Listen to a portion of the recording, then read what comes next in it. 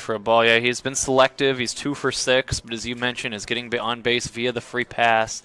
And the really amazing stat about Emmanuel Scott so far this season in just 2 games, he's already scored 5 runs. And as a team, the Oilmen only have 12 runs, 5 of them scored by Scott. Here's the 1-0. He swings at this pitch and lifts it in the air, left side over his Schultz, the third baseman. Foul territory. Now it's going to be Bowen, the shortstop, to call him off, and he squeezes it for the first out of the first inning. That ball went about a mile in the air. That's not an easy catch.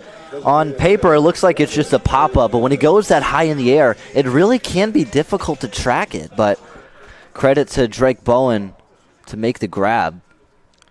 And there's nobody swinging a hotter stick in the Oilman lineup than the man that digs in right now. He's the cleanup hitter and designated hitter today. He's Brendan O'Connor, hitting .556, and he bats in a huge spot. First pitch to him, Charlie, is high and tight for ball 1. Zaragoza has been missing inside on these righties.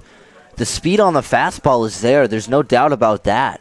But if you can find it in the zone and make him put it in play. 1-0, runners lead from first and second. Here's the look at second and the 1-0 pitch. It's taken low for a ball, a close pitch that was downstairs, and the count 2-0. Yeah, Brendan O'Connor probably has been the best part about this Oilman offense. I know I just said that about Emmanuel Scott, but Brendan O'Connor tripled last night. Let's see what he can do today. He cracks this one to deep left. It's back. Imlach going back on it. This is trouble, and this is going to leave the yard. It's the first Oilman home run of the season. It's a 3-run shot off the bat of Brendan O'Connor, and the Oilmen have the early advantage tonight. They lead the CornDogs 3-0. And I think manager Adam Enright has found his designated hitter for the time being. He's really seeing the ball. It's like a watermelon for him out there. Baker and Mickle both along for the ride. O'Connor, the first Oilman home run this season. And that's been a big part of what's been lacking for the Oilmen. They've had hits, but not a lot of extra base knocks. Too many singles over these first few games, where the CornDogs have had some big hits, some extra base hits that have drove in runs. And now a 3-run shot creates a big inning, and the first pitch here is strike 1 to Jaden Comia. And this is just a perfect way to start out the top of this first inning, especially when you lose 2 consecutive games to a team. When you can strike first, it really gives your team that extra confidence to know that you can win this game and try not to get swept in this 3-game series. Great way to start things off for the Oilmen. 1 ball and 1 strike on Comia. He takes a strike called, and the count is 1-2 on the Northwest Indiana third baseman. He's 1 for 9 on the young season, hoping to break through a bit here today. He awaits the pitch from Zaragoza. The Lockport, Illinois native delivers 1-2. This is swung on and hit in the air. This is pretty well hit. Back on this one is Imlach. He's at the warning track. He's going to reach up, and this one's going to clear the left field fence as well for a home run. It's back-to-back jacks for the Oilmen, as the Oilmen have had no trouble hitting the ball against Zaragoza here in the early going. O'Connor goes deep, and Comia to a similar spot. It just did clear the fence. Imlach, the left fielder, right up against the wall, stuck the mid up and could not haul it in, as this one goes as the first home run of the season for Comia. It's like a magnet out in left field. These guys are really seeing the baseball right now. And you got to think Zaragoza, his confidence might be, I don't want to say shattered, but it's a tough situation for a guy who just got out on the mound to give up 2 home runs in a row. Bilecki takes ball 1. Now the 1-0 pitch to him is swung on and lifted in the air. This is to shallow right center. It's going to be the right fielder Hilbrick to camp underneath it and glove it for out number 2. And it goes back to starting the inning with back-to-back walks, and then after that you follow with back-to-back home runs, and that's a recipe for a disaster if you're a pitcher. Yeah, especially just the 18-year-old. It's a tough situation, but there's now 2 outs. He's just 1 out away from getting out of this inning, and obviously still plenty of time left for the CornDogs to strike back offensively as well. But right now what matters most is just getting this last out and collect yourself in the dugout.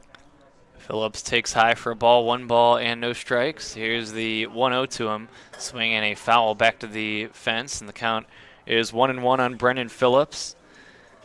Comia and O'Connor have both homered in this inning for the Oilmen. They have scored 4 times in the top of this first, displaying some power after, again, they had just 2 total extra base hits and no home runs over the first 2 games. 1-1 swing and a miss, and the count 1-2. Phillips, another guy trying to get going a little bit. He's 1 for 8 here early in the season. Here's the 1-2. This is swung on and fouled, but all the players going through offensively that adjustment to the wood bats. Yeah, it's not an easy transition from a BB core bat to a wood bat. It's really hard to adjust to, but once you start to get a few games in, it becomes normal. But those first few games is certainly an adjustment. The 1-2 is lifted in the air to center. A lazy fly ball that is snatched by Walters for the 3rd out of the inning.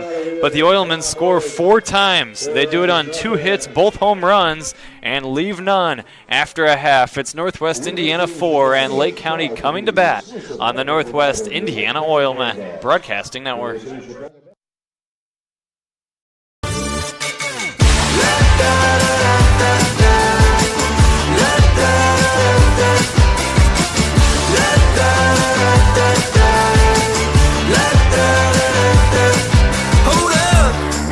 Now do what you do, get loud, go ahead, get loose, get down to business, tell everyone, nothing's off limits, you can have anything you want. We don't go to the office, we build it. This is a truism with Ironworkers Local 395 and the Northwest Indiana Contractors Association. Our goal is to exceed our customers' expectations. We provide a skilled, OSHA-trained, drug-free workforce, as well as many other certifications from our 4-year training program. Every time you hire an iron worker from Local 395, you should feel confident that you are receiving highly trained, highly skilled, and drug-free journeymen and apprentices who take their job and your project seriously. For more information, contact us at 219-763-7900 or ironworkers395.com. Back we are after a half. The Oilmen have a 4-0 lead as Joey Turek completes his warm-up tosses here on a pleasant Saturday night, the warmest night of the series so far. Still a little chilly for Memorial Day weekend. Some jackets are out, but there's some short sleeves visible as well in the audience tonight. A good crowd on hand. There's been some good crowds here in Crown Point over the course of the few days that we've been here. And the Oilmen and CornDogs rounding out a 3-game set. And Turek takes the mound for the first time, Charlie, and he does so with a little added comfort knowing his team has scored 4 runs of insurance for him. And that's always a great feeling as a pitcher, walking onto the mound, knowing you have a lead. It subconsciously helps you pitch, especially just in the bottom of this first inning when your team has a 4-0 lead. You're going to go out there with more confidence than you usually would. Adam Walters will stand in to lead things off for Lake County. First pitch is a strike, and the count 0-1 from Joey Turek, 6'5", 185 for the right-hander. He plays his college ball at St. Ambrose. The Woodridge, Illinois native delivers a check swing and no swing, and the count evens out at a ball and a strike. Yeah, Joey Turek has a big presence on that mound, like you mentioned, standing at 6'5". He's got some zip on that fastball. Here's the 1-1. This is swung on and lifted in the air to center.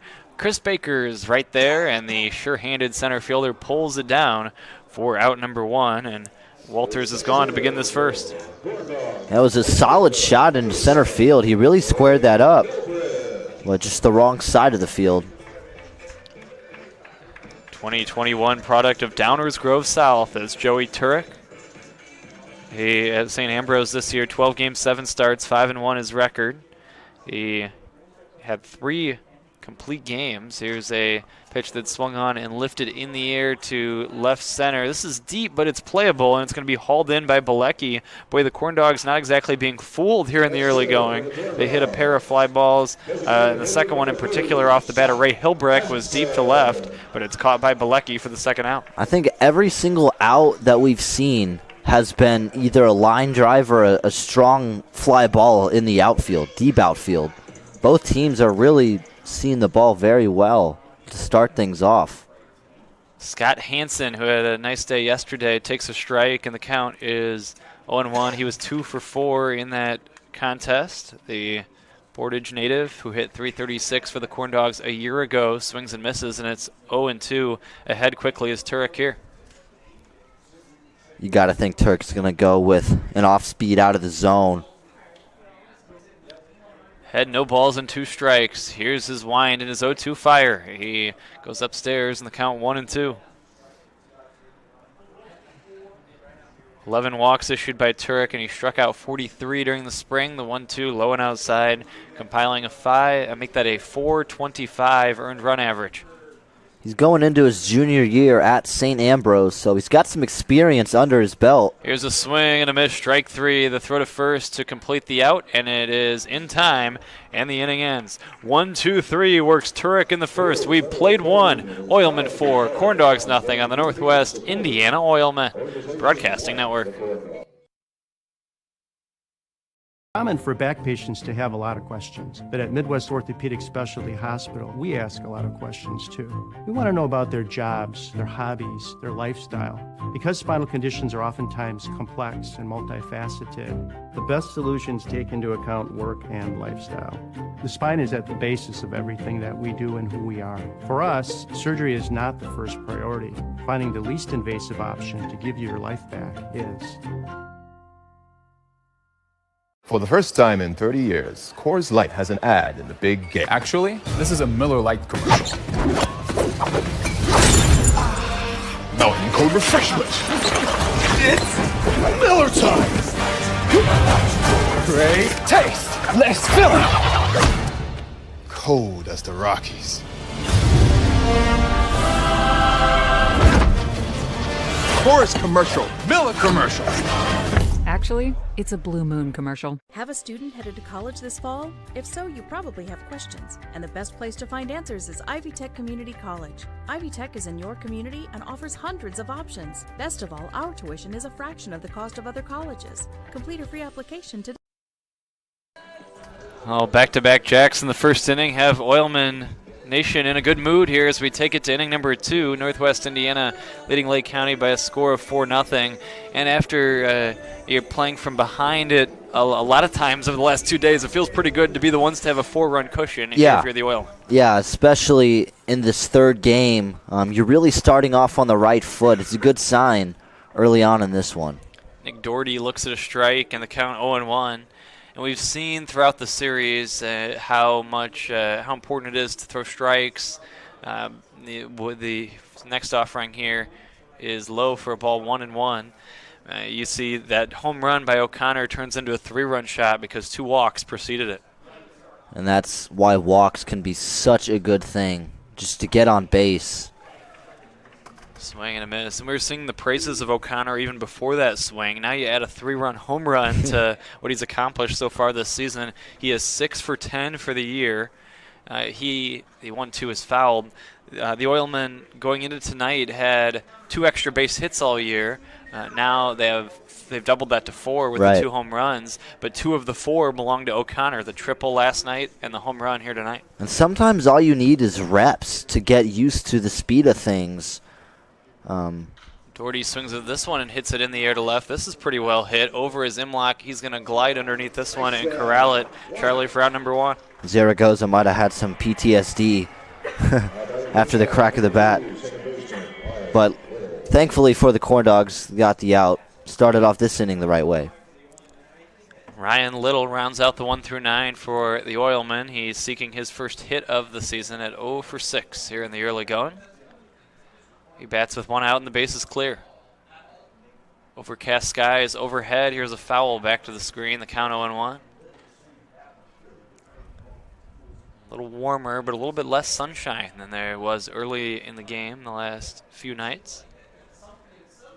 Here's the 0-1. This is swung on and lifted foul out of play right side. Ahead is Turek, 0-2. Yeah, Ryan Little is coming out swinging. Like you mentioned, he's hitless to start off the season. Looking to get the monkey off his back here tonight. 0-2. Here's the 2-strike pitch. Swinging a ground ball up the middle. This is going to leak through for a base hit. It's a bouncing ball through the center of the diamond off the bat a little. He has his first hit in an Oilman uniform, and it comes with 1 away here in the second. Yeah, he swung at those first 2 pitches. He really got used to the speed and just hit a dribbler. I wouldn't say a dribbler, a nice hit ground ball right up the middle. And there's 1 runner on. 1 out, runner on first. Last night I was talking about the fact that they were offering popsicles in the cold weather, and they've changed it to a hot dog for tonight. So I think it had some influence there if you return a foul ball. It's much warmer. It sounds much more pleasant on these chillier nights. This is outside for a ball, 1 ball and no strikes. Yeah, last night, really, a popsicle did not sound good at any point in the game. 1-0 the count on the Oilman leadoff man, Chris Baker. And boy, is it good to see him back with the Oilmen. Here's a strike called. He is kind of battling to continue his career at the professional level. Has had some opportunities.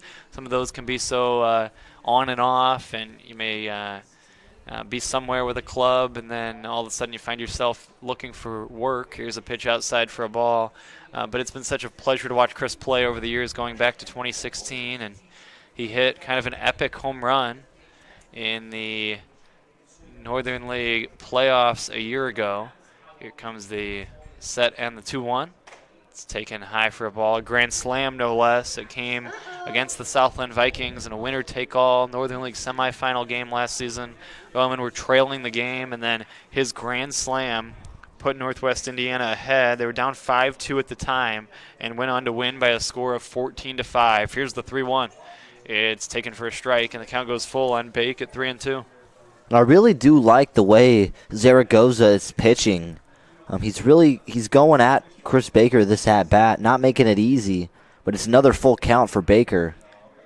Here's the 3-2 runner goes. Pitch taken for ball 4. Throw to second's not going to matter. It goes into center field, and the runners hold. This is ball 4 anyway, so no stolen base. It's a walk for Baker, and it forces Little to second. He would have been safe on a steal had Baker not taken ball 4.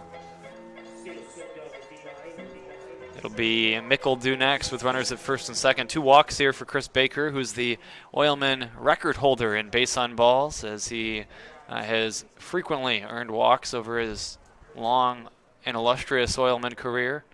This is taken for a strike. Baker was with the Oilmen from 2016 to 2018 when Adam Enright was in his first stint as Oilmen manager. And then when Enright returned a year ago, so did Baker. Here comes the 0-1. This is taken for a strike. 0-2. Getting ahead here is Zaragoza. Darion Mickle, 3 RBIs so far on the season. Over these past 2 games, he's got a runner in scoring position over on second base, but he's down 0-2. Runner goes. Pitch taken for a ball. Throw to third is going to be not in time. It's a steal of third for Little. And the count now 1-2 on Mickle. Baker holding at first base on the play. And we'll see if he's in motion on this 1-2 pitch. Well, Ryan Little, he batted leadoff on opening night, so we know that he's capable of having speed and stealing bases, and we saw that just now. Baker does run. This is low and in for a ball. Stolen base for Baker now. And now a base hit could drive in a pair. And I like this aggressiveness. I don't know if it's coming from manager Adam Enright or the players themselves, but you got to find ways to win, and by doing that, stealing bases is a perfect way to get guys in scoring position. Here's the 2-2 pitch. This is going to be a wild pitch now. Sprinting toward the plate is Little. He will score. Oilmen lead 5-0. Wild pitch allows the run to come in and score. And you're putting extra pressure on the opposing team when you can run the bases like that. And when they make a mistake like this one, because of the steal that preceded the wild pitch, it turns into a run for the Oilmen. Yeah, having guys steal the bags, ending up on second and third, and then a wild pitch gets a guy in, certainly adds pressure on the defense, but especially on David Zaragoza. 3-2 to Mickle is high for ball 4. He walked him. That's the second straight walk and the 4th for the game for Zaragoza. And now Emmanuel Scott will bat with men at first and third and only 1 away. This is a dangerous position if you're the CornDogs defense. You still have 1 out, something to build off of, but we're getting into the bulk of this Oilman offense. Runners on the corners right now. You got to wonder if second base will be stolen. Here's the pitch on the way, low for a ball. Holding it first with that pitch was Mickle. 1 ball and no strikes on Scott. After 2 games, it is easy to say there's no shortness of speed on the Oilmen. Runner goes 1-0, taken high for a ball. Throw to second is going to be not in time. And now holding at third here. The throw gets away slightly, but Baker holds at third. Stolen base for Mickle. And the Oilmen continue to show that speed. This is their third steal of the inning. I like Renko Stefanovic, the catcher for the CornDogs. I like the attempt to throw him out in second. Here's the 2-0. This is fisted to the left side, a slow roller. It was in on the hands, a barehanded attempt by Schultz. The throw to first is in time. This was a good play by Schultz. Scott is out by an eyelash at first base for the second out of the inning, but give him an RBI. Baker comes in and scores. Mickle goes to third. The Oilmen have scored twice in the inning and extended the lead to 6-0. And Tyler Schultz, the third baseman, just a beautiful play.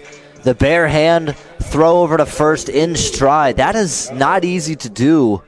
But now there's 2 outs after that athletic play by Schultz. Yeah, it was rolling on the grass, was kind of caught up in the grass and really slowed down into no man's land on the left side of that infield, racing in with Schultz, and he had no time to pick it up with the glove. He barehanded, then made a good throw to first. Here's the 1-0. This is high for a ball that was just in time to get Scott, but Scott does his job. He drives in the run, and now the Oilmen lead by half a dozen. Zaragoza behind O'Connor, the dangerous Brendan O'Connor, 2 balls and no strikes. Here's the 2-0. It's looked at for a strike, and it's 2-1. Zaragoza's been working that off speed in this at bat.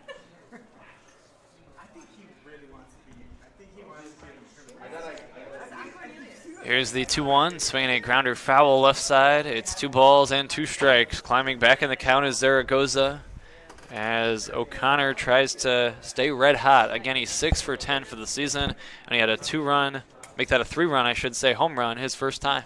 Yeah, that puts him at 5 RBIs, now the team leader in RBIs. Here's the 2-2, low for a ball, blocked by the catcher Stefanovic. And the count goes full at 3-2. Now this is a big pitch for Zaragoza. You have 2 strikes on one of the best hitters on the Oilmen. Get out of this inning only down 6. 3-2. Here's the payoff pitch. Swinging a grounder foul. O'Connor stays alive.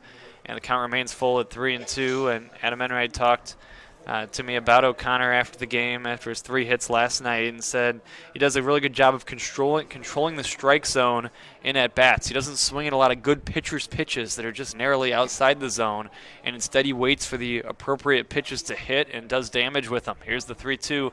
He takes this one for ball 4. It gets by. Coming in to score is going to be Mickle. It's a wild pitch on ball 4, and Mickle comes in and scores the 7th Oilman run. Got a mound visit coming up as O'Connor works the walk.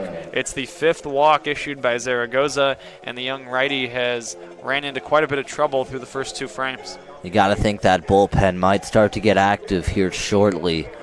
Just has not gone his way. And really, I don't even want to say it's been command issues. He's been throwing pitches in the zone.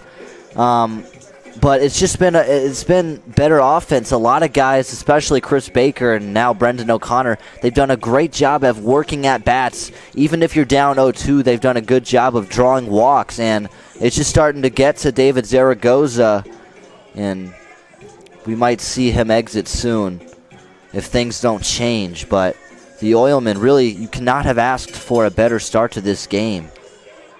7-0 the score here in inning number 2. 5 walks issued by Zaragoza, but 2 Oilmen home runs as well. As you mentioned, the Oilmen have been selective enough to really make him work. There have been some deep counts. They've fouled pitches away on 3-2 like you saw a moment ago from O'Connell. Here's a swing to the left side. This is picked up by Schultz. He's had a nice inning defensively, but now he throws this one high, and the throw pulls the runner off the bag. So a wild throw by Schultz allows Comia to reach safely. O'Connor goes to second, and the inning keeps on going here. The CornDogs just can't catch a break right now. It was a good job fielding that. It was a hard ground ball, just an errant throw. It's always a tough play for a first baseman to catch it, try to tag him in the air. Couldn't get it done in that situation. Here's the pitch taken for a strike. Yeah, he kind of stumbled to pick up the ball. It was a difficult play to field it cleanly, but then he had time and threw wildly to first base. Here's the 0-1. This is taken for a ball. A lean probably E5 on that. 1 ball and 1 strike with 2 outs. Here's the 1-1. This is swung on and lifted foul off to the left and out of play, and it's 1 ball and 2 strikes on Bilecki. The Oilmen trying to keep the mojo going. They already lead by a touchdown, and we're only in the 2nd inning. And I think that foul ball hit a car by the reactions off some of the fans. A former broadcast partner, Leo Staudaher, had a window shattered in a game at Griffith last year. Yikes. Here's the 1-2, so we always advise parking as far away as possible. I will say, today I did just that. I parked almost as far down in the parking lot as I could. Don't want to take any chances. No, of course not. 2-2. I've been to enough of these games. I park as far away as you can. Here's a 2-2. This is taken outside for a ball, 3-2. That pitch could have been a strike. Yeah, we saw this on Thursday where Andy Papp is pretty good umpire, but the zone, even when pitchers have really been struggling to find it, has not opened up a whole lot. Here comes the payoff with the runners getting the head start, and this is ball 4. Taking a close pitch for ball 4 is Bilecki, and the inning keeps on going. 3 straight have reached after Scott grounded out to third, and that even was a brilliant play by Schultz to get that out at first base. And the bases are loaded again with 2 down. For the 9th man to bat in the inning, Brendan Phillips. Brendan Phillips flew out his last at-bat, looking to change that with the bases loaded. Swinging a ground ball to the left side. Busy inning for the third baseman, Schultz. He throws to first, and it's in time, and the inning ends. But not before damage done, as the Oilmen send 9 men to the plate in the 2nd inning. They score 3 times, doing so on 1 hit, and they leave the maximum. After an inning and a half, it's Oilmen 7, Lake County nothing on the Northwest Indiana Oilmen Broadcasting Network.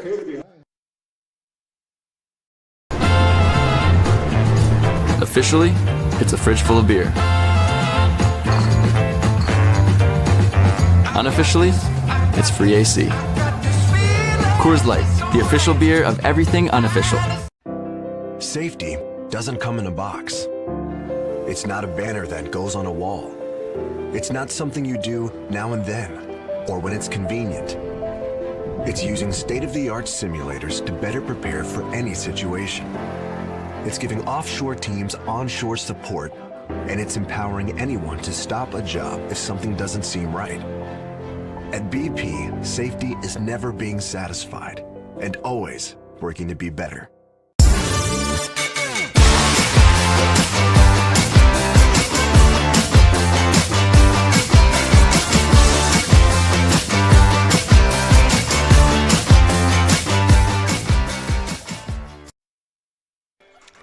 We played an inning and a half, 7-0 Oilmen. A lot of youngsters playing in the grass area. There's an area with some cornhole or bean bags or bags, or whatever you prefer to call it, here at Legacy Fields. Much like Oil City Stadium, there's a lot of space for the kids to run around and enjoy a ball game. And they're doing just that. And the Oilmen are enjoying it even more, leading 7-0. First pitch here, grounded sharply foul off the bat of Drake Bowen in the count 0-1 from Turek to Bowen. Yeah, he wasted no time. That was a rocket in foul territory. Drake Bowen just with 1 hit so far, 1 for 6 on the year. Swing and a miss. He has walked 4 times, Charlie, and came around to score on 3 occasions. And I think that's just as important. Drawing 4 walks is not easy to do. Swing and a miss, strike 3. Out on strikes is Bowen. Nice pitch by Turek, who's been very good so far. It's his 2nd strikeout of the day. 4 up, 4 down for the Oilmen righty, and Rocco Stefanovic will stand in next. Yeah, that was a great breaking ball. Breaking on the outside part of the zone. Fooled Bowen. And just like that, that's out number 1. Here's the first pitch. It's taken for a strike in the count 0-1. Now, I don't want to jinx myself, but this is starting to show some consistency, more than we've seen in these past 2 games on the pitching staff. Could be starting to come together defensively for the Oilmen. Yeah, Turek is just peppering the zone with strikes. He's getting ahead in counts.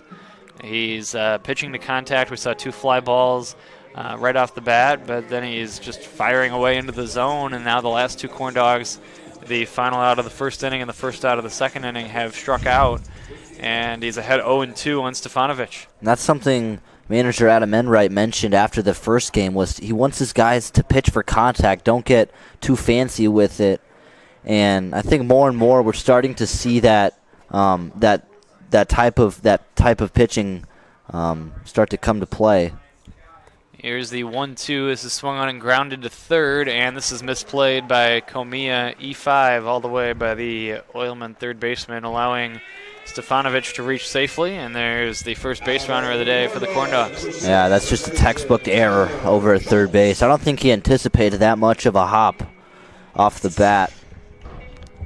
So the CornDogs catch a break offensively, and a much-needed one. And they get their first base runner of the day, so I hope that doesn't disrupt the groove of Turek too much. And this is ball 1 ball and no strikes on Schultz. 7-0 the score here in inning number 2. Next pitch to Schultz, I should say, just misses as well, 2-0.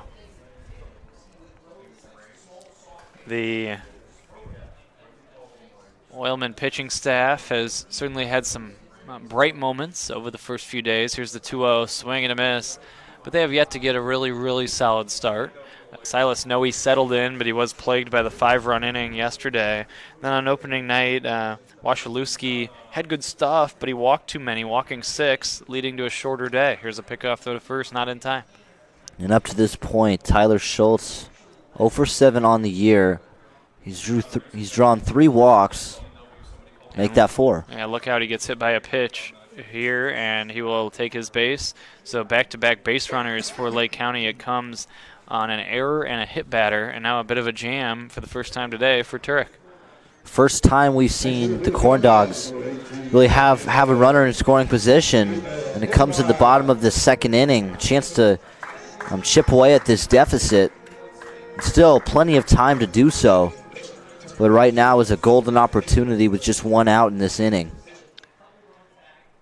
Imlock standing in with runners taking their leads at first and second.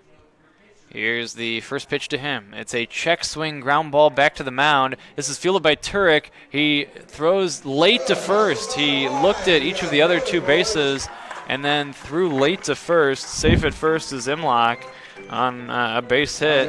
A mistake, though, by Turek as he looked toward the left side of the diamond first before spinning around and throwing late to first. And I don't even think that's a bad read by Turek. When you field that at the pitcher's mound, I mean, the first reaction is to get the lead runner out. You still would think you have plenty of time to throw over, but great heads-up base running. The bases are loaded. Winners takes ball 1 ball and no strikes. The CornDogs, the beneficiary of an E5, a hit batter, and then a single on the infield that was really an Oilman mistake as well. Here comes the 1-0. This is taken for a strike, so you've kind of handed them 3 base runners here. Now let's see if Turek can pitch himself out of it. You think if you're the CornDogs, you've got to at least get 1 run now. This is a perfect chance to score some runs. Here's the 1-1. Taken low and outside for a ball. 2 balls and a strike. 7-0 is the score. The Oilmen with 4 in the first on 2 home runs. A 3-run shot by O'Connor, and Comia made it back-to-back jacks. Then they added 3 more in the second. 2-1 the count. Here's the pitch. This is swung on and cracked to center. Baker is going to glove it and holding at third as the throw comes in. Baker's throw went to second, but Stefanovic did not test his arm as he holds at third base, and that's a big second out of the inning, and now the inning will rest on the shoulders of Ivan Balboa. And Chris Baker, very efficient out in center field, wasting no time throwing that to his cutoff man. But I don't know, maybe Stefanovic should have thought about tagging up. Down 7. Who knows? Yeah, you're a catcher. That probably decreases the likelihood that you want to try to tag and score on that play. This is low for a ball. And Baker has a good arm. You would have maybe been running some risk to try to score there. Instead, you're thinking about keeping the opportunity for a multi-run inning intact. Right. Here comes the 1-0, swinging a grounder foul in the count 1-1. First time we're seeing Ivan Balboa, the second baseman. First time seeing him getting some action. Two CornDogs making their season debuts here tonight, Balboa and Hilbrick. The other 7 players are guys we've seen this weekend. For the Oilmen, it's 8 faces that we've seen so far this year, along with Chris Baker in terms of the starting 9. Here's the 1-1. A high bouncer to the left side. This is going to be fielded by Mickle. Flipped to second just in time. They get the force on a bang-bang play. He goes the short way, 6-4 on the fielder's choice for the third out of the inning, as the CornDogs get no runs on 1 hit and strand the maximum. We played 2, Oilmen 7, CornDogs nothing on the Northwest Indiana Oilmen Broadcasting Network. Don't let pain knock you out of the ring. Our hand, wrist, and elbow experts are pioneers worldwide. You need us in your corner. Midwest Orthopedics at Rush. Make an appointment today. Who is the IBEW? We're the people who bring the power to your home, the ones who make sure your phone calls and internet keep speeding along. We build things like schools and hospitals. We bring the biggest shows and sporting events to the world, keep America's railroads on the right track, help cities, states, and the federal government work for you. And we proudly build products made in the USA. The International Brotherhood of Electrical Workers, the IBEW. You guys are crushing it. See how 8 grams of healthy protein in Land of Frost premium meat gives you energy and keeps you full. Let's get those buns toasted and bread. Cheese, 10 more, go. I'm getting shredded. Make the smart choice. Land of Frost Premium Meat.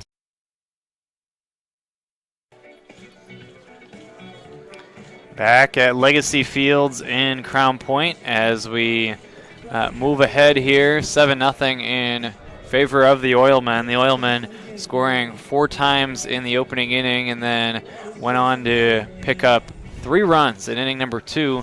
Let's go back to that last half inning. Lake County, Charlie, was really threatening, and it was a nice job by Turek to get out of that inning without allowing a run. Yeah, it was a great job after an error to really show what your defense is made of. The bases were loaded with 1 out, and to get out of that inning without allowing any runs is something we haven't seen in a consistent effort for the Oilmen in this defense, but they were able to put together a good end to that second inning, and they maintained this 7-0 lead.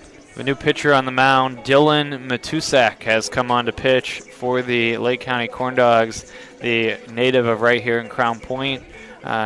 Will take over Zaragoza's day is done, as he allows 7 runs here in his CornDogs debut, but that's kind of part of it early in the season. He might be working through some things, and he is tagged with 7 over those 2 frames. Some costly walks to go along with the 2 big home runs. Yeah, Dylan Matusak, a returner for the CornDogs.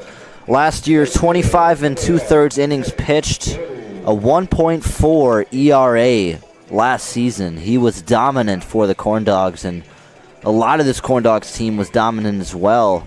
So we'll see what Matusak brings to the table. 41 strikeouts through all of last season. He's been a solid pitcher for Lake County, and he comes in at a spot where they need him. First pitch here is swung on and missed, and the count 0-1. Zaragoza goes just 2 innings, currently on the hook for the loss. He allows 7 runs on 3 hits while walking 5. 0-1 the count on Nick Doherty.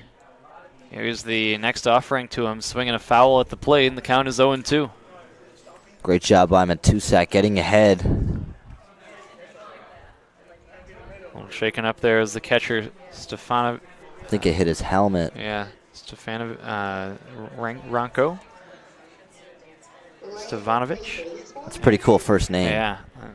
Always kind of really concentrate when we're pronouncing his name. But Andy Pappas goes out to the mound. That's the life of being a catcher. Yeah. Boy, I would not really ever want to play that position. Just imagine when it's 94 degrees out on top of that. Yeah. Here comes the 0-2. Taken for strike 3 called. It was in there. Doherty is caught looking. He froze him for the first out of the third inning, and a good start to the day for Matusak. Matusak with a beautiful pitch on that 0-2 count. Like you said, froze Nick Doherty, and there's one out away on 3 pitches. Little stands in next. I was looking at the season stats, and the season is only 2 games old for these two teams, so it's a small sample size. But just glancing at what we know so far in terms of numbers, this is high for a ball. One thing that stood out was how the batting averages have translated to run production. Here's a ground ball to the left side. Tough play for Bowen, the shortstop, with the glove hand pickup. His throw to first is late. Ruled to be off the bag was Winters at first base. So Little is safe at first, and some of the CornDog fans are not happy with this call at first base. That was an athletic play, regardless of the outcome, which I don't know. I could argue that could have been an out, but Drake Bowen, just the transition to fielding it to throwing it, was an athletic play by the shortstop. Here's a pickoff throw to first, not in time. Watching that play again here. Pretty good pickup, and then the throw to first. I didn't see that. To have come off the bag. It was a pretty good throw to first. Here comes the pitch taken for ball 1, 1 ball and no strikes.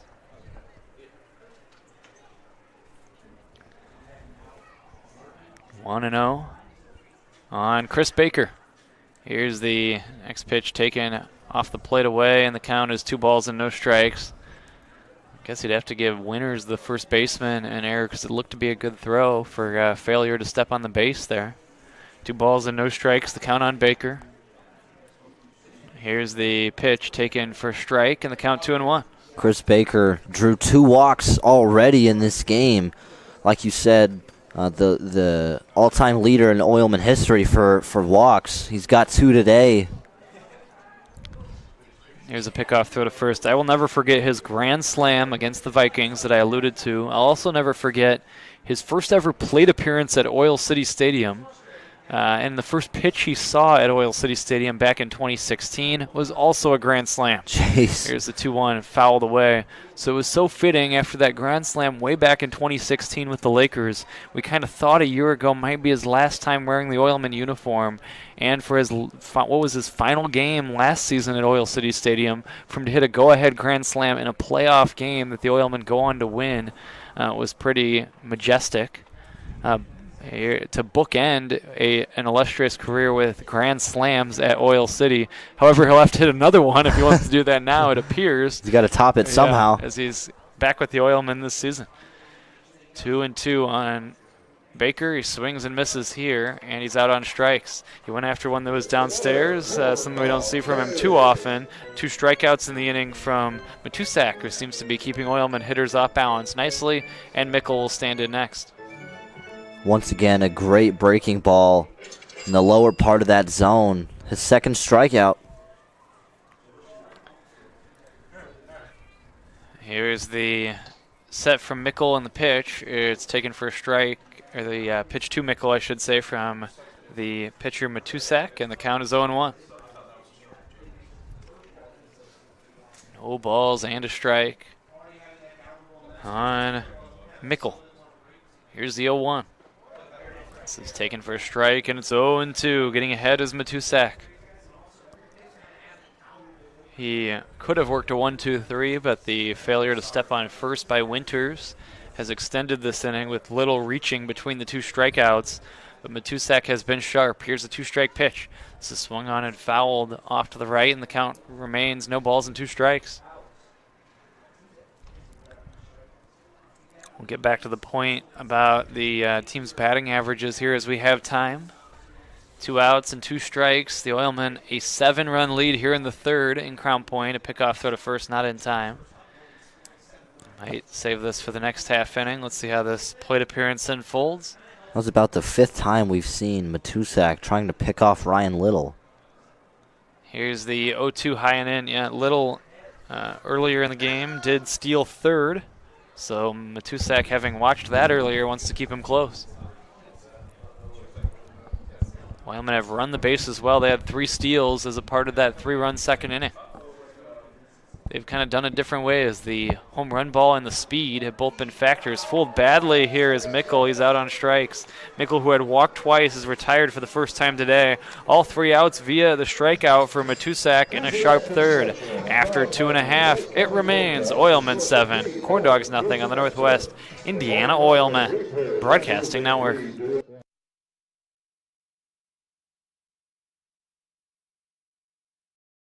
Did you know? They decorate over 210,000 cakes a year. Did you know? Their butcher will cut your meat your way. Did you know? They have trained floral designers in store. Did you know? They will make your wedding cake. Did you know? They have a variety of deli bakeable entrees. Did you know? Their online app has coupons and so much more. Who does that? Strachan Van Til. Now you know. Safety doesn't come in a box. It's not a banner that goes on a wall. It's not something you do now and then, or when it's convenient. It's using state-of-the-art simulators to better prepare for any situation. It's giving offshore teams onshore support, and it's empowering anyone to stop a job if something doesn't seem right. At BP, safety is never being satisfied and always working to be better.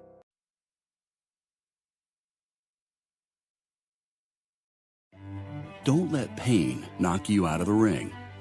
Our hand, wrist, and elbow experts are pioneers worldwide.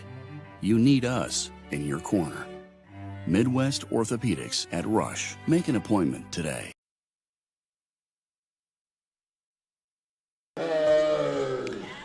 Adam Walters, as you may have heard there, is the leadoff man in this third inning. 7-0 in favor of the Oilmen. Turek has put up 2 zeros on the board. The CornDogs threatened against him in that second inning. The CornDogs with an infield single. They had a ball that was misplayed at third base, and then they had a hit batter.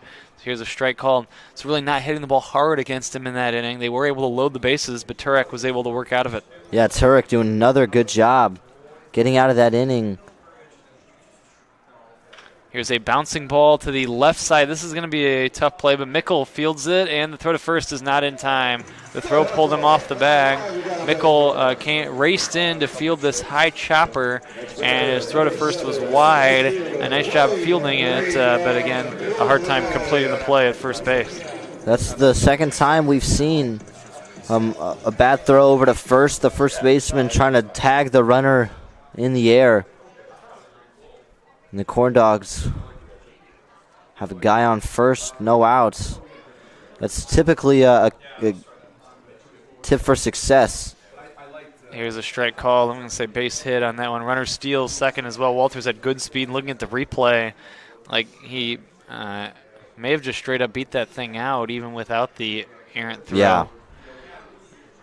A lot of close calls tonight for Josh Lepowski doing the official scoring.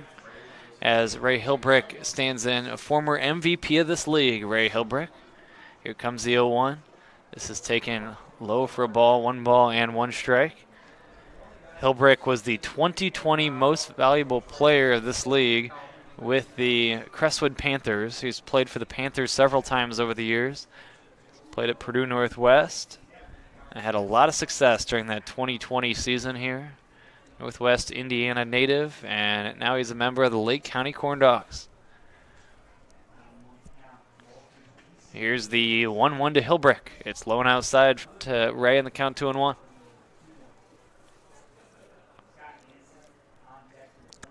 Runner at second is Walters. 7-0 is the score.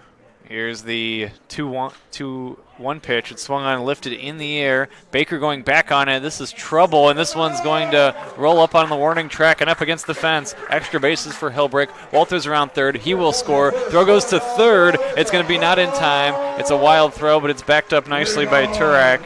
It's an RBI triple for Ray Hilbrick, and Lake County is on the board. It's a 7-1 contest.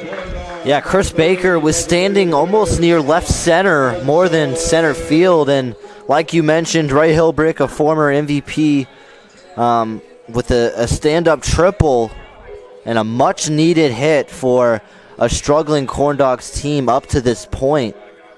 It could spark something. As now Adam Enright's going to come visit the mound as they'll talk things over here. Yeah, they had a couple of base hits in the game, both of the infield variety, including the one that was beat out by Walters on kind of the wide throw by Mickle a moment ago.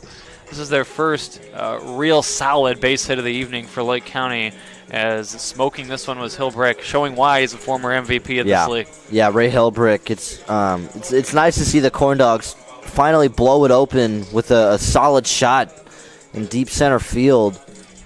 And this is the first mound meeting we've seen for the Oilmen. And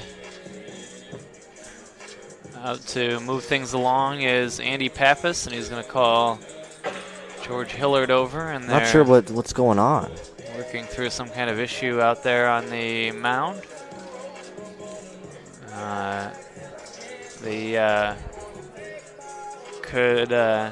Turek might be a little bit shaken up here, and I think that's what's going to be the case. Turek not sure. May have to leave this game, as the Oilmen are going to make a pitching change. Turek is leaving due to an injury here. The new pitcher will get as much time as he needs to warm up, as the Oilman battery had kind of summoned Adam Enright out to the mound, and we have ourselves a pitching change. So Turek was cruising along, but he has left due to an injury, and we're going to step aside. We'll be back and we'll tell you about the new Oilman hurler after this. The Oilmen leaving 7-1, but kind of an unexpected bind here. And we're back with more in a moment on the Northwest Indiana Oilmen Broadcasting Network.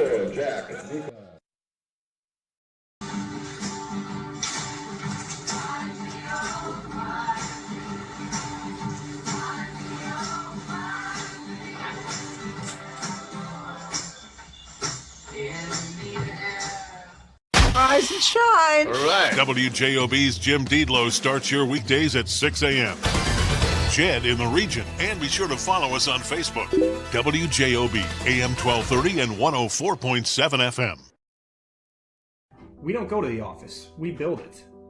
This is a truism with Ironworkers Local 395 and the Northwest Indiana Contractors Association. Our goal is to exceed our customers' expectations. We provide a skilled, OSHA-trained, drug-free workforce, as well as many other certifications from our 4-year training program. Every time you hire an iron worker from Local 395, you should feel confident that you are receiving highly trained, highly skilled, and drug-free journeymen and apprentices who take their job and your project seriously. For more information, contact us at 219-763-7900 or ironworkers395.com.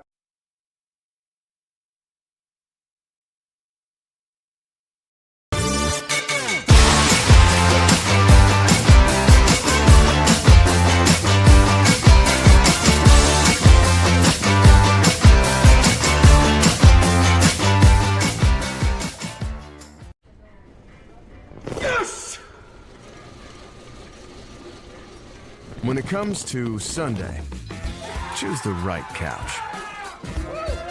Here's to the original light beer. It's Miller time. Have a student headed to college this fall? If so, you probably have questions, and the best place to find answers is Ivy Tech Community College. Ivy Tech is in your community and offers hundreds of options. Best of all, our tuition is a fraction of the cost of other colleges. Complete a free application today.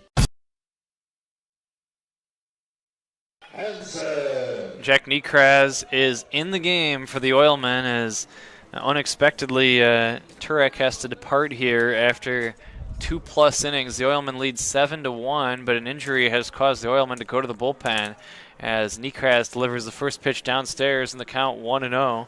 I'm not sure the exact extent of what happened with Turek, but it seemed like the catcher Scott and Turek summoned Adam Enright out to the mound, and then from there the umpiring crew was notified of the situation. Niekraz was not warming up prior to being put in the game here. Here comes the 2-0. This is an inside wild pitch behind the batter, and a run's going to score.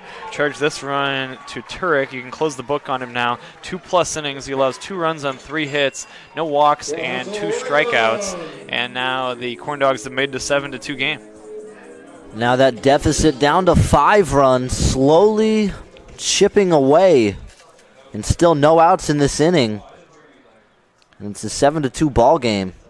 Here's the 3-0. It's taken for ball 4, and just from the outset here, the control looks to be a little bit shaky for Nekraz. Nekraz pitched on opening night in relief of Steve Wasilewski. He went an inning and 2/3, allowing 6 runs on 2 hits. He walked 5 and hit 2 in that game. So the big question is, can he find his control here tonight?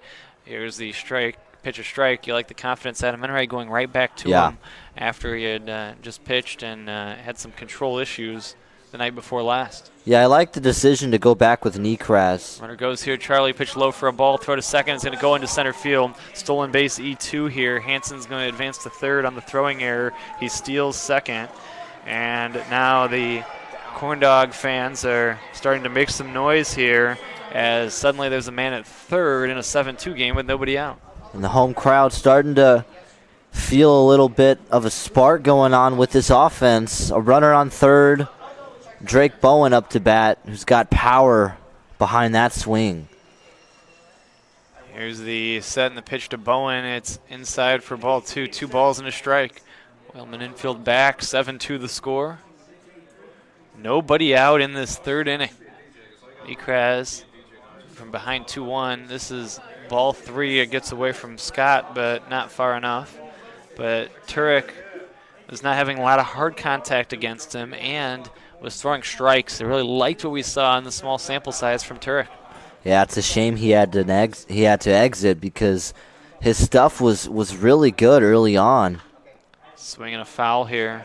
The other thing is, if you're Nekraz, it's not an easy spot. Your starter's kind of rolling. All of a sudden, you're in the game out of the blue, and it has not been an easy situation, or it can't be an easy situation to be tossed into if you're Nekraz. Here's the payoff pitch. It's taken for strike 3 called. Bowen is caught looking. He struck out for the second time today, and that's the second out of this third inning. And that's kind of the life of a relief pitcher. You're thrown into the fire regardless of the situation, and he strikes out Drake Bowen.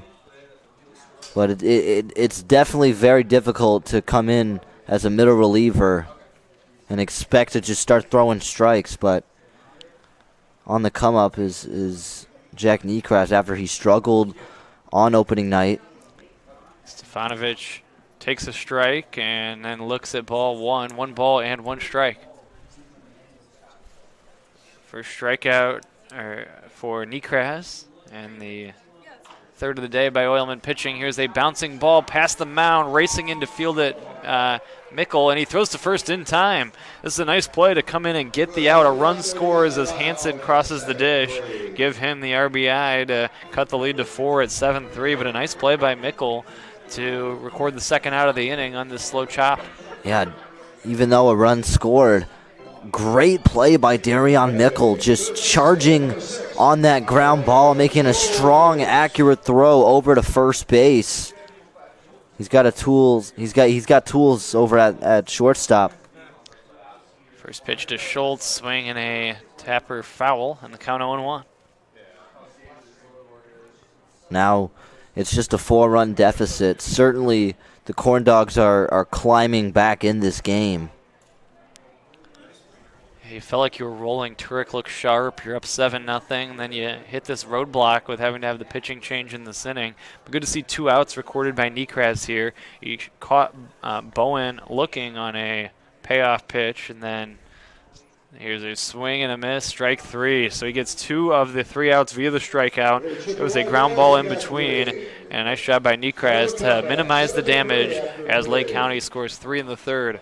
We have played 3. It's Lake County trailing the Oilmen by a score of 7-3 on the Northwest Indiana Oilmen Broadcasting Network. First time in 30 years, Coors Light has an ad in the big game. Actually, this is a Miller Lite commercial. Mountain Cold Refreshment. It's Miller time. Great taste. Less filling. Cold as the Rockies.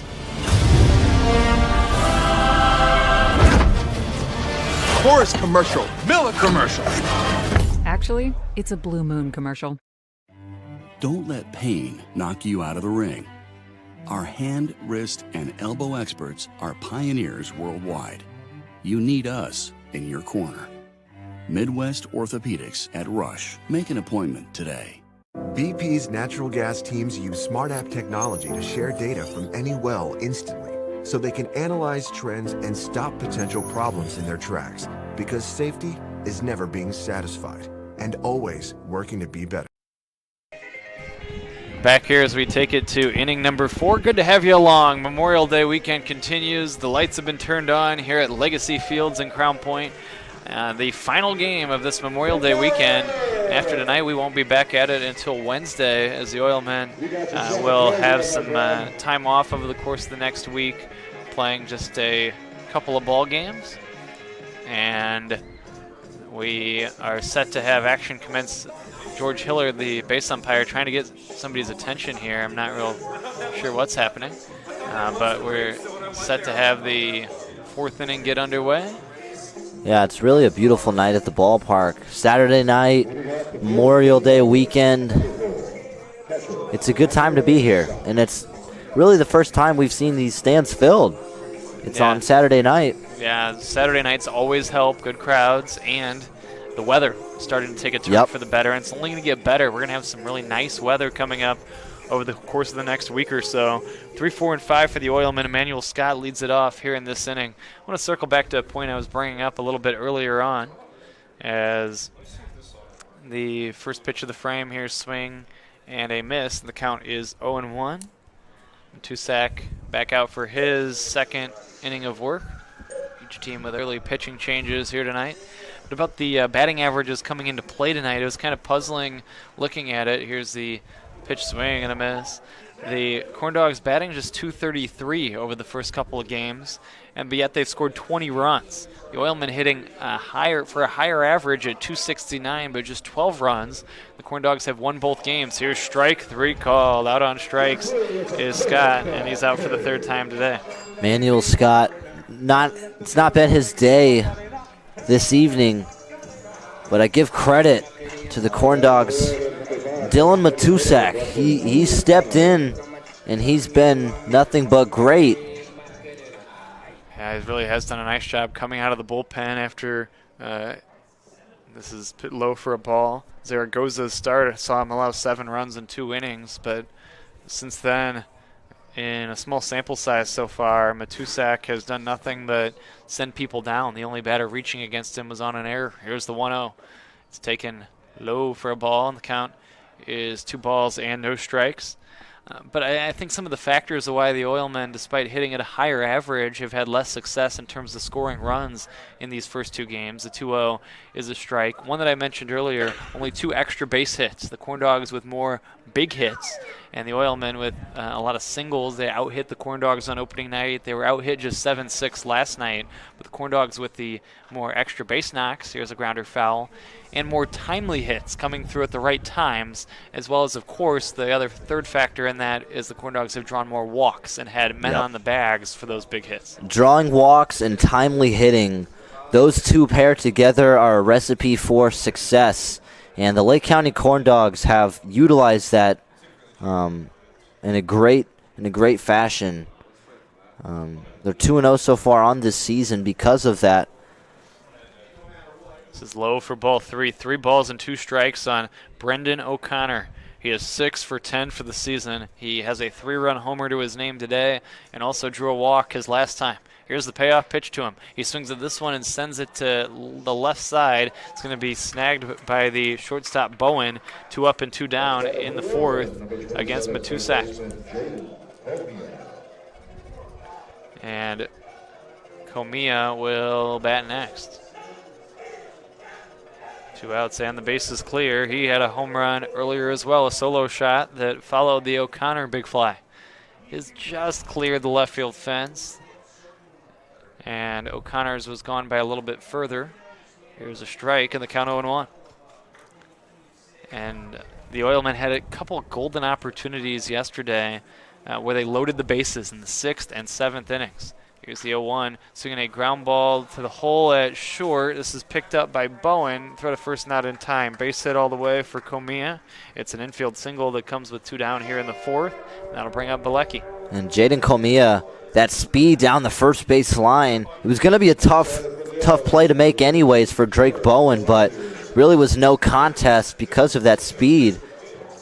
And with 2 outs, Comia might be aggressive, stealing second base. Who knows? But Stefanovic, the catcher, has a great arm behind the plate. Here's a pickoff throw to first. That's not in time. Diving back in safely is Comia. But talked with Adam Enright about those spots in yesterday's game where they didn't capitalize on big scoring chances. This is high for a ball. They had 1 run combined between the 2 innings, stranding the bases loaded in both frames, the 6th and 7th innings, and one of them was a bases loaded 1-out situation. 1 ball and no strikes. The count on Bilecki. It's taken for a strike, and the count is 1-1. And Adam's saying, especially when you're behind, you need those 2-out RBIs to get back in the game. And here's a pickoff for the first, not in time. Also talked about with 1 out, when they had the 1-out bases loaded spot, you want to put the ball in play early in the count instead of going deeper in a count. Here comes the 1-1. This is taken for a strike, 1-2. Yeah, leaving runners on base is something head coaches despise, especially when you're trailing in a game. When you leave runners on base, it drives coaches crazy. And that's something these past 2 games the CornDogs have capitalized on more so than the Oilmen. Here's a swing and a foul, and it remains 1 ball and 2 strikes on George Bilecki.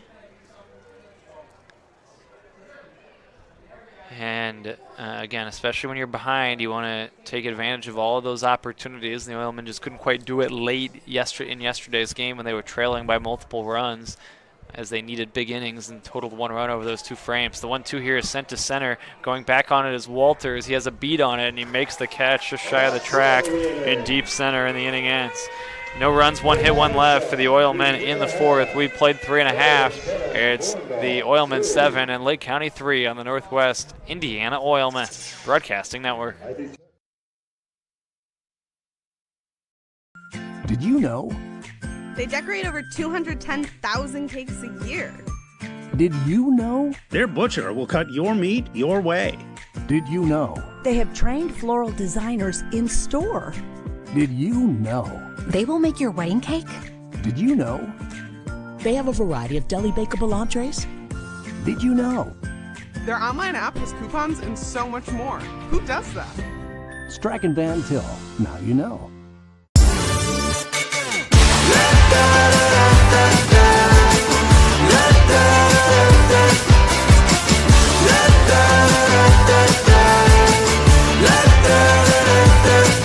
Hold up, now do what you do. Get loud, go ahead, get loose. Get down to business, tell everyone nothing's off limits. You can have anything you want.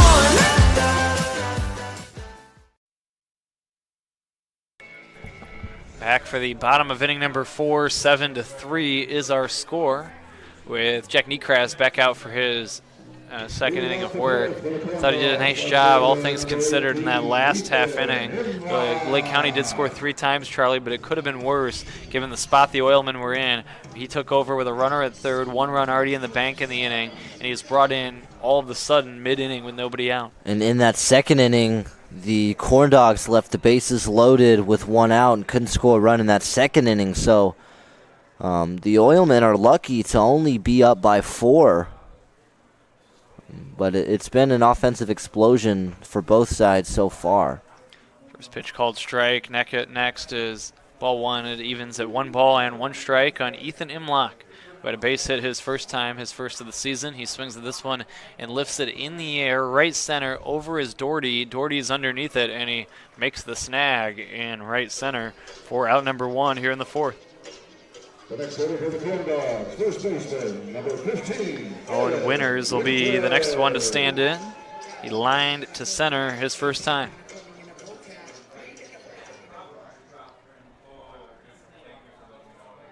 Oilman pitching staff That was the importance of having better control. Here's a ground ball to the left side, picked up by Comia. He throws to first. This is going to be in time. 2 up and 2 down here in the last of the fourth, and that'll bring up Balboa. And after Comia had an error earlier in this game, it's nice to see him come back and make up for that after a strong throw over to first base. Just like that, there's 2 outs, and it feels like this is the first time Jack Niekras is really in a groove on the pitcher's mound. It's outside for a ball, 1 ball and no strikes. And Niekras, a guy who pitched for the Oilmen a season ago. And during that season, he had a 6.03 ERA. This is swung on and lifted in the air to right there. Oh no, he dropped the ball, did the right fielder Doherty. This is going to be an E9, allowing Balboa to reach base safely. Oh. Looks like that's a changed call. So the home plate umpire here, Andy Pappas, ruled that the ball was dropped, but then apparently as I look down, we find out that the inning is over. We'll have to sort that out a bit later on. They're saying that it was on the transfer, so apparently George Hillard had a better look at this and disregard the error. Instead, it was an out that was captured by the right fielder Doherty, and Balboa is gone, and so are the CornDogs. They go 1, 2, 3 in the fourth. It'll be Charlie and Jackson when we come back. On to the fifth, 7-3 on the Northwest Indiana Oilmen Broadcasting Network.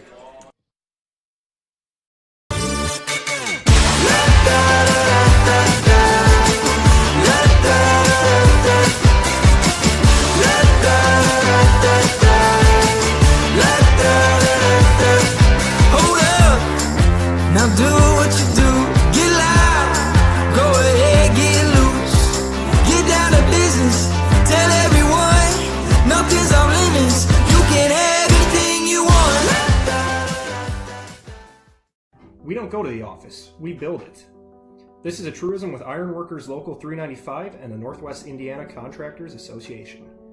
Our goal is to exceed our customers' expectations. We provide a skilled, OSHA-trained, drug-free workforce, as well as many other certifications from our 4-year training program. Every time you hire an ironworker from Local 395, you should feel confident that you are receiving highly trained, highly skilled, and drug-free journeymen and apprentices who take their job and your project seriously. For more information, contact us at 219-763-7900 or ironworkers395.com. Hello and welcome back to Legacy Field here in Crown Point, Indiana. The Northwest Indiana Oilmen lead the Lake County CornDogs 7-3 here in the top of this 5th inning. And Jackson, it was the Oilmen who struck first in those first 2 innings, going up 7-0, but there hasn't been anything after that. They've been scoreless the last 2. What should we expect coming into this 5th inning as it's kind of midway through this ballgame? I think, those batters have to be aggressive. Ever since Zaragoza, he came out, it's kind of been dealing at the mound there, and they just got to come out here and be aggressive. Yeah, being aggressive is key for this offense. Pitching now for the CornDogs is Zach Bierling. Dylan Matusak exited after his work those past 2 innings. Bierling's pitch is taken by Brendan Phillips. It's a 2-0 count for Brendan Phillips. Phillips, the first baseman for the Oilmen tonight. Here's the 2-0 pitch from Bierling. It's low once again. 3-0 count. We saw Zach Bierling previously, just over an inning pitched, gave up 3 earned runs. Wasn't exactly a great outing. Looking to change that, as that is ball 4 and a leadoff walk for the Oilmen to start off the top of this 5th inning. And you love to see that from Brendan Phillips. He wasn't being very productive in those first few at-bats, just getting contact, flying out. And see him get an eye there and get a walk is very good for this Oilman team. Up to bat is Nick Doherty, the right fielder for the Oilmen. Here's the first pitch of this at-bat. It's taken for strike number 1. Looked to be sort of a changeup over the middle of that plate.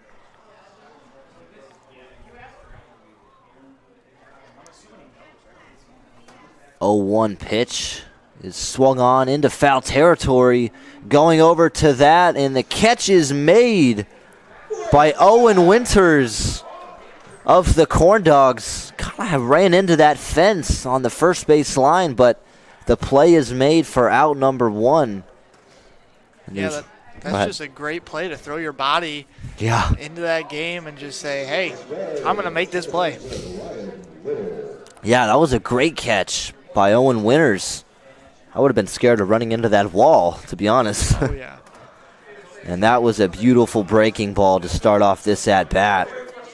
Just a great pitch. Fooled Ryan Little.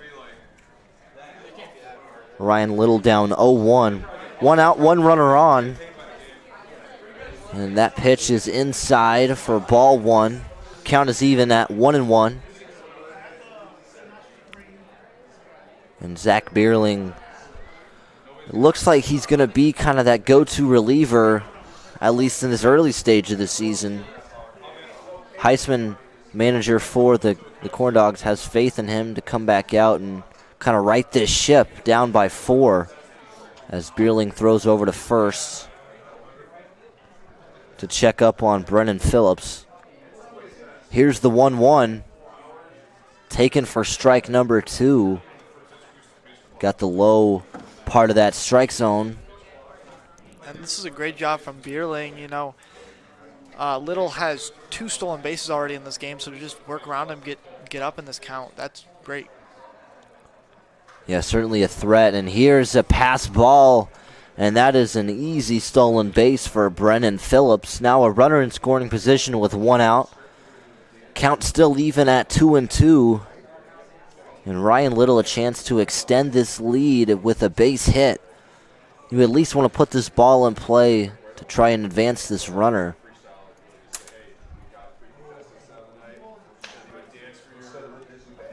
Here's Bierling coming set. And the 2-2 is striped right to Drake Bowen at shortstop. Just a little blooper right to the glove. And the play is made for out number 2. Yeah, and I mean, this was just that was the exact position you wanted to be in. A little blooper out there. You thought it was going to get over Bowen's head, and he just made the right play there. He looked back at second for a potential double play opportunity. Was not there. So now with 2 outs, a runner on second, CornDogs looking to get out of this, still only down 4. Here's the pitch from Bierling. It's low for ball 1.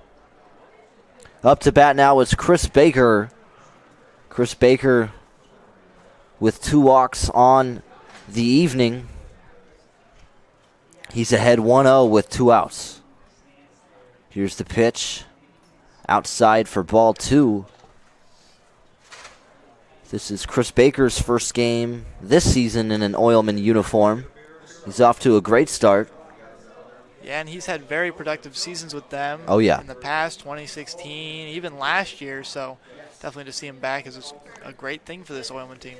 The fastball caught the inside part of the plate for strike number 1. It's a 2-1 count. Just 1 out away from getting out of the top of this 5th inning for the CornDogs. Bierling set. Here's the pitch. It's a breaking ball fouled away by Baker.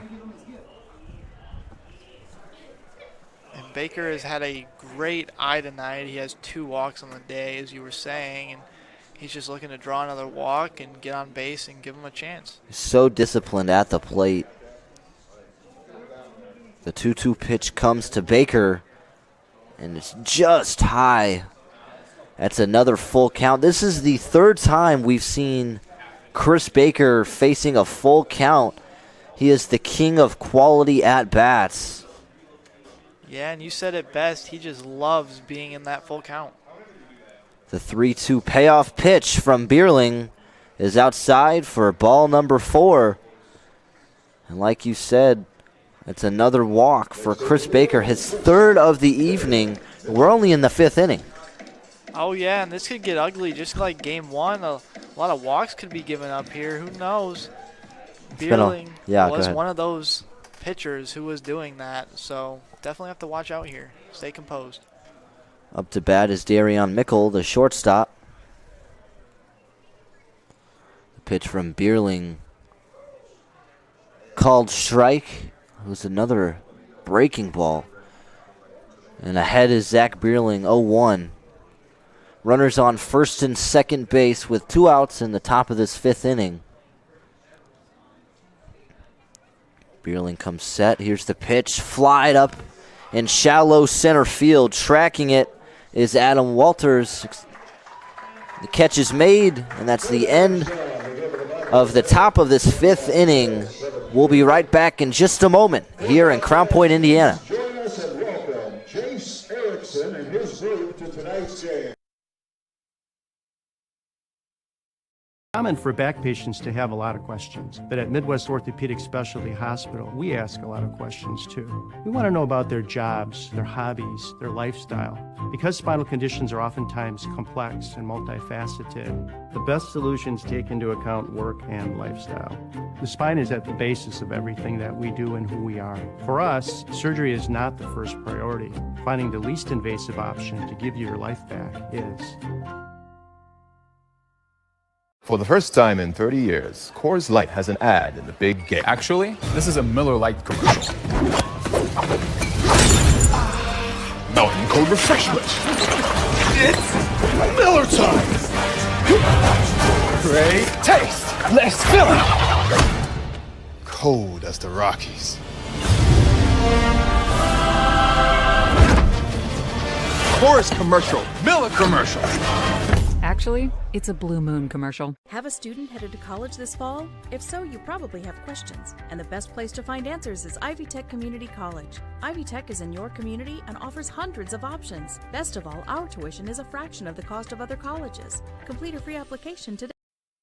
Welcome back to the action here in Crown Point, Indiana. The score is 7-3, the Oilmen lead, and we start off the bottom of this 5th inning. It's been 3 scoreless innings and 1 inning with 3 runs for the CornDogs, looking to continue to chip away at this deficit. Up to bat for Lake County is Adam Walters. He's going to start things off. He's the leadoff hitter for this group. And the pitch from Jack Niekras is inside, starting his 3rd inning of pitching. And really, as you were saying, the key to this, 3 scoreless innings and that 1 inning where it was kind of off, where they had 3 runs, has just been the pitching today and getting that ball in the strike zone. And that's a fastball swung on. And those 3 runs that was when Turek, he kind of came up to the mound, and it really looked like he just didn't have it, and then he exited with an injury, and now Niekras is out on the mound. Yeah, Joey Turek started this game off for the Oilmen, and he exited with some sort of injury. Still not sure what happened. Don't want to speculate, but Jack Niekras has come in. He's came in, and he's done a good job as he is in for strike number 2. The count is 2-2 for Adam Walters. Adam Walters has a home run to his name to start off this season. He did that on opening night out in right field, and that's earned him a spot as the one hitter in this lineup. And he also has a single today and a stolen base, so he's done a lot of work throughout this series, and it's really good to have him in there as that one hitter for you. 2-2 count for Adam Walters. Here's the pitch from Niekras. It's a called strike 3 for out number 1. Number 7, the right fielder, Jack Niekras called strike looking. And there's 1 out away in the bottom of this 5th inning. Up to bat now is Ray Helbrick. He tripled in this game, an RBI triple. The pitch, and this is speared out in right field, and that is a no-doubt home run from the former MVP. And that's a confident trot around the base paths. This is a 7-4 ball game. Yeah, and just like that, with one swing of the bat, they make this very, very close. Wow, that was some contact off of the bat. Pulled it into right field. Just a 3-run deficit now. They continue to chip away at this game. And Jack Niekras needs to get out of this inning before it's a tie game. Strike one to Scott Hansen, the designated hitter for Lake County. Niekras's pitch swung on in a foul ball. He's ahead 0-2. But what a shot. A triple and a home run for Ray Hilbrick. Just a great night for him. And he's a great player. I mean, at Purdue Northwest, he got Midwest Region's second team, so you know he has that ability. And that is a single, infield single for Scott Hansen. It was backhanded by Jaden Comia at third base, and it was a great scoop by Brennan Phillips at first base, but beating the throw was Hansen. And now that brings up Drake Bowen, struck out his last time out. The first pitch, ball number 1. So 1 out, runner on first base. And the CornDogs are on the come up. The pitch from Niekras. This is hit into center field. Coming in on it is Chris Baker, and it drops for a base hit. Rounding over to third base is Scott Hansen, and just like that, we have runners on the corners in the bottom of this 5th inning with just 1 out. Yeah, and you've just seen them make really good contact, and that's just what it's been about this inning. You saw Hilbrick with a really deep home run to right field, and then since then they've just made contact. Now batting is the catcher, Renko Stefanovic, and he's another guy who has some power on his swing. The tying run at the plate. Here's the pitch. This is a shot into left field. It's going to be an RBI single. 7-5 is the score. And this is an onslaught here in the bottom of the 5th. Jack Niekras beginning to show some struggles as the third baseman Tyler Schultz steps in the box. Yeah, and that's the second RBI for Renko Stefanovic today. He's just looking really good out there. The pitch from Niekras is outside for ball 1. So at second base is Drake Bowen, and at first base is Renko Stefanovic. Go ahead run at the plate. Here's a foul ball. It's going to go out of play. Get that ball. 1-1 count, 1 out in the inning. And this is an important at-bat. Very important at-bat. You do not want the bases to be loaded in this situation. You want to do anything you can to protect this lead if you're Jack Niekras and the rest of this defense. Here's the 1-1 pitch. Swung on in a deep fly ball into right field, and he lost it. It's going to be an error by Nick Doherty, and we have runners at every base. I guess he lost it over in right field. Yeah, you would have thought with all the lights out there that he would have just been able to spot it, but maybe they honestly blinded him there for a little bit. Sometimes you just lose the ball in the sky, and it happened at the worst possible time. Bases loaded, 7-5, 1 out away in the bottom of the 5th. Here's the pitch. It's going to catch the inside part of the plate for strike number 1. It's Ethan Imlock up to bat. Getting to the latter half of this lineup. And here's a shot to the second baseman. It goes over into center field. Chris Baker fields it, and it's going to be a play at home, and he is out. Renko Stefanovic is out at home plate, and saving a run is the Oilmen defense. Emmanuel Scott lays the tag. What a sequence of events. That's just a really smart play there, realizing that you have a really good chance to get that man out. He isn't moving very fast, and you just throw it over there, get it there in time, and that's what you needed. It was still an RBI single for Ethan Imlock. So now 7-6 the score. 2 outs, runners on first and second base. This has been an exciting 5th inning, and here's a dribbler on the third base line. Nekras picks it up, throws it to first, and that's off. Off the bag is Brennan Phillips. So we continue. And that's a play that you honestly expected to be made. It was just a little to the left of Brennan Phillips, and now bases are loaded once again. So just like that, here's the number 9 hitter. Tying run at third base. It was a 7-0 lead for the Oilmen. And it took 5 innings, but on the verge of being a tie ball game once again. The pitch from Nekras inside for ball 1.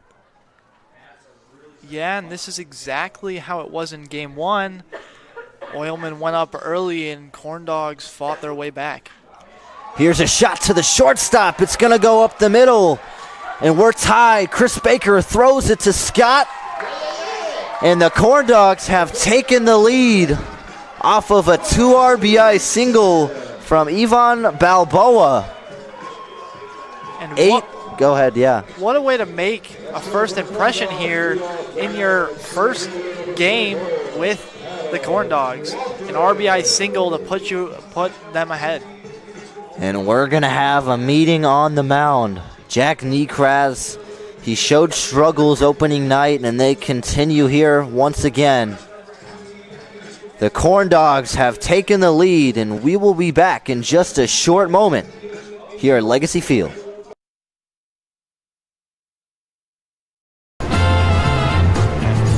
Officially, it's a fridge full of beer. Unofficially, it's free AC. Coors Light, the official beer of everything unofficial. Safety doesn't come in a box. It's not a banner that goes on a wall. It's not something you do now and then, or when it's convenient. It's using state-of-the-art simulators to better prepare for any situation. It's giving offshore teams onshore support, and it's empowering anyone to stop a job if something doesn't seem right. At BP, safety is never being satisfied and always working to be better.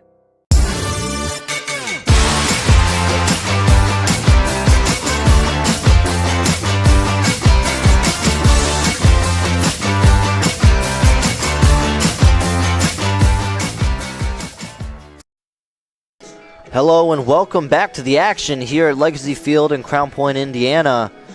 This has been an interesting 5th inning, to say the least. 5 runs scored and counting for the Lake County CornDogs, the most runs scored in an inning up to this point.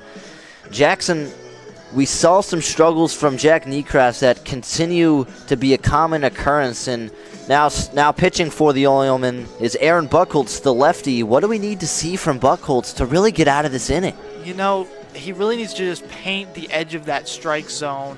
Nekras tried it a little bit there, and he just got a little outside of himself, and then he would try to throw some pitches down the middle, and they were just hitting him strong contact for grounded singles. Yeah, sometimes when you see your guys get hits after hits, it becomes contagious, and that's been the case in the bottom of the 5th. Aaron Buchholz, the lefty.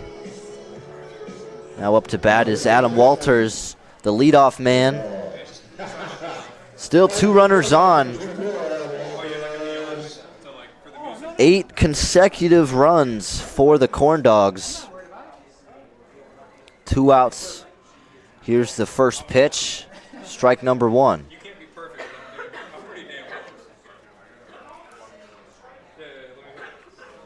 Aaron Buchholz in a tough spot. His team down 1. Here's the pitch. High for ball number 1.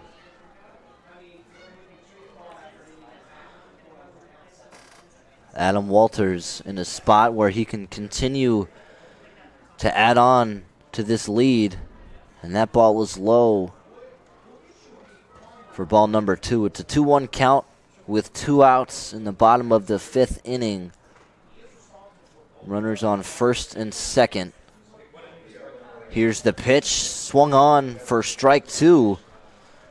The Oilmen are 1 strike away from getting out of this unfortunate inning. This is exactly what you wanted to see from Buckholz, just getting in that strike zone. The fastball is high for ball 3. It's going to be a full count, and you got to think the runners are going to be going on this pitch. Here's the 3-2, strike 3. Aaron Buckholz gets out of the inning, but not after damage is done. It's an 8-7 lead for the Lake County CornDogs. We'll be right back after a quick break.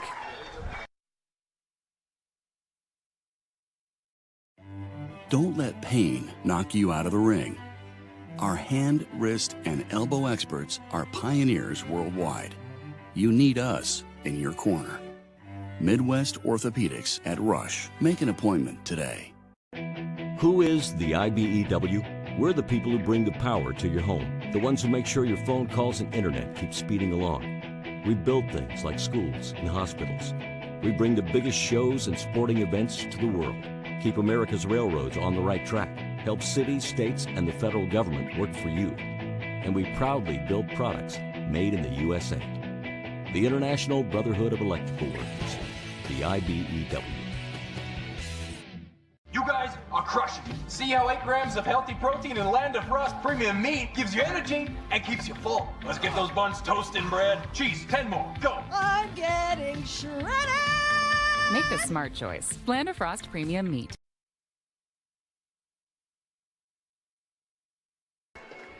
Back at Legacy Fields in Crown Point with Charlie Hiras. Brandon Vickery back with you. Zach Carr and Jackson Baker are with us as well. We take it to inning number 6, and it's a brand new ball game. It is 8-7 in favor of Lake County after an elongated bottom of the 5th inning that saw Lake County score 5 times to grab a lead by a score of 8-7. So the game has kind of taken a turn here for the worst if you're an Oilman fan, as Lake County has grabbed the lead, and we'll see if the Oilman offense can go to work here, as they now have some work to do after having built up that big lead that has gone by the wayside. Yeah, the Oilmen have not scored since the 2nd inning. We're now entering the top of the 6th. It's time to continue that offense after such a strong start, but you knew the CornDogs weren't just going to go away. It's been a resurgence for Lake County, and they now have an 8-7 lead. Zach Bierling is the pitcher for the CornDogs. First pitch from him is swung on and missed, and the count is no balls and a strike from Bierling to Emmanuel Scott as the Oilmen try to crank it back up again. Here's the 0-1, taken high for a ball. The count 1 ball and 1 strike. We'll kind of diagnose what happened in that last inning here as we have time 1-1 on Scott. Here's the set and the pitch from Bierling. It swung on and tapped foul at the plate in the count 1-2. I was downstairs for the top half of that inning. It is a big and engaged crowd tonight. I mean, these fans are into it here, and the home fans are even more fired up after their team trying to sweep the Oilmen has scored 5 times in the bottom of the 5th. I mean, it is certainly quite the atmosphere here in Lake County. Quite the atmosphere for sure. Here's a ground ball, 1 hopper to third. This is picked up by Schultz. The third baseman tosses across the diamond in time for the first out of the 6th inning, and that'll bring up O'Connor, who has been a dangerous hitter for Northwest Indiana so far this season. And it seems like the Oilmen have kind of hit a wall. It just takes one guy to get the offense back and up and running. Just waiting on that moment, but what a time for the CornDogs. 8 consecutive runs. They now have the lead after going down 7-0. And with a team like the CornDogs, they were so good last year, and they're off to a great start this year. it's a difficult team to maintain a lead against, and we've seen that here tonight. Here's ball 2 to O'Connor. The count, 2 balls and no strikes. 8-7 the score. Yeah, give them some credit for that. They had 8 consecutive hits in that inning. Here's the 2-0. It's a strike. There was a couple plays that maybe could have been made, but all hits, like the ball lost in the lights, so that goes as a base hit, and a lot of singles. In fact, 7 singles in a row after the home run. This is low for a ball. The Oilmen are actually fortunate. It could have been worse. The CornDogs made an out on the bases when Stefanovic was cut down at the plate on a relay throw, 8-1-2 to cut him down on that base hit. Here's the 3-1, low for ball 4. Working the walk is O'Connor. Not too often that you'll see a team with 8 straight hits as they bat around in that 5th inning. Yeah, 8 straight hits.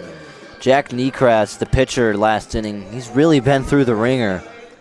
Yeah, give him credit for throwing strikes. I mean, he put it over the plate. Exactly. His final line features 2 2/3 innings, 6 runs on 8 hits, all of them coming in a row. He walked just 1 and struck out 2. Right now he is on the hook for the loss. It was a wild pickoff throw, and O'Connor is going to go to second. Now he's thinking 3. O'Connor is going to try to go to third. Here comes the throw toward third. It's high, and it's not in time. The third baseman Schultz able to leap up and snag it, and it's now shaken up at third base as O'Connor, and this is the last thing the Oilmen want to see.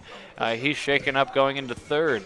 So he moves up 2 bases on the E1 failed pickoff. And he's a little slow to get up, but maybe just had the wind knocked out of him or something of that nature. Looks like his left leg shaken up. Yeah, he is. Left knee area. Right, a little bit hobbled, but he's on his 2 feet. He's walking around. And he is a little bit limp there. That's the last thing I have to remember. Turek left this game early with what appeared to be an injury, and that's what's kind of changed the complexion of the whole game. Niekras did a nice job for a few innings, then you're trying to stretch him, and he eventually gives up a 5 spot. Last thing you wanted to see with another shaken up Oilman, but O'Connor appears to be okay.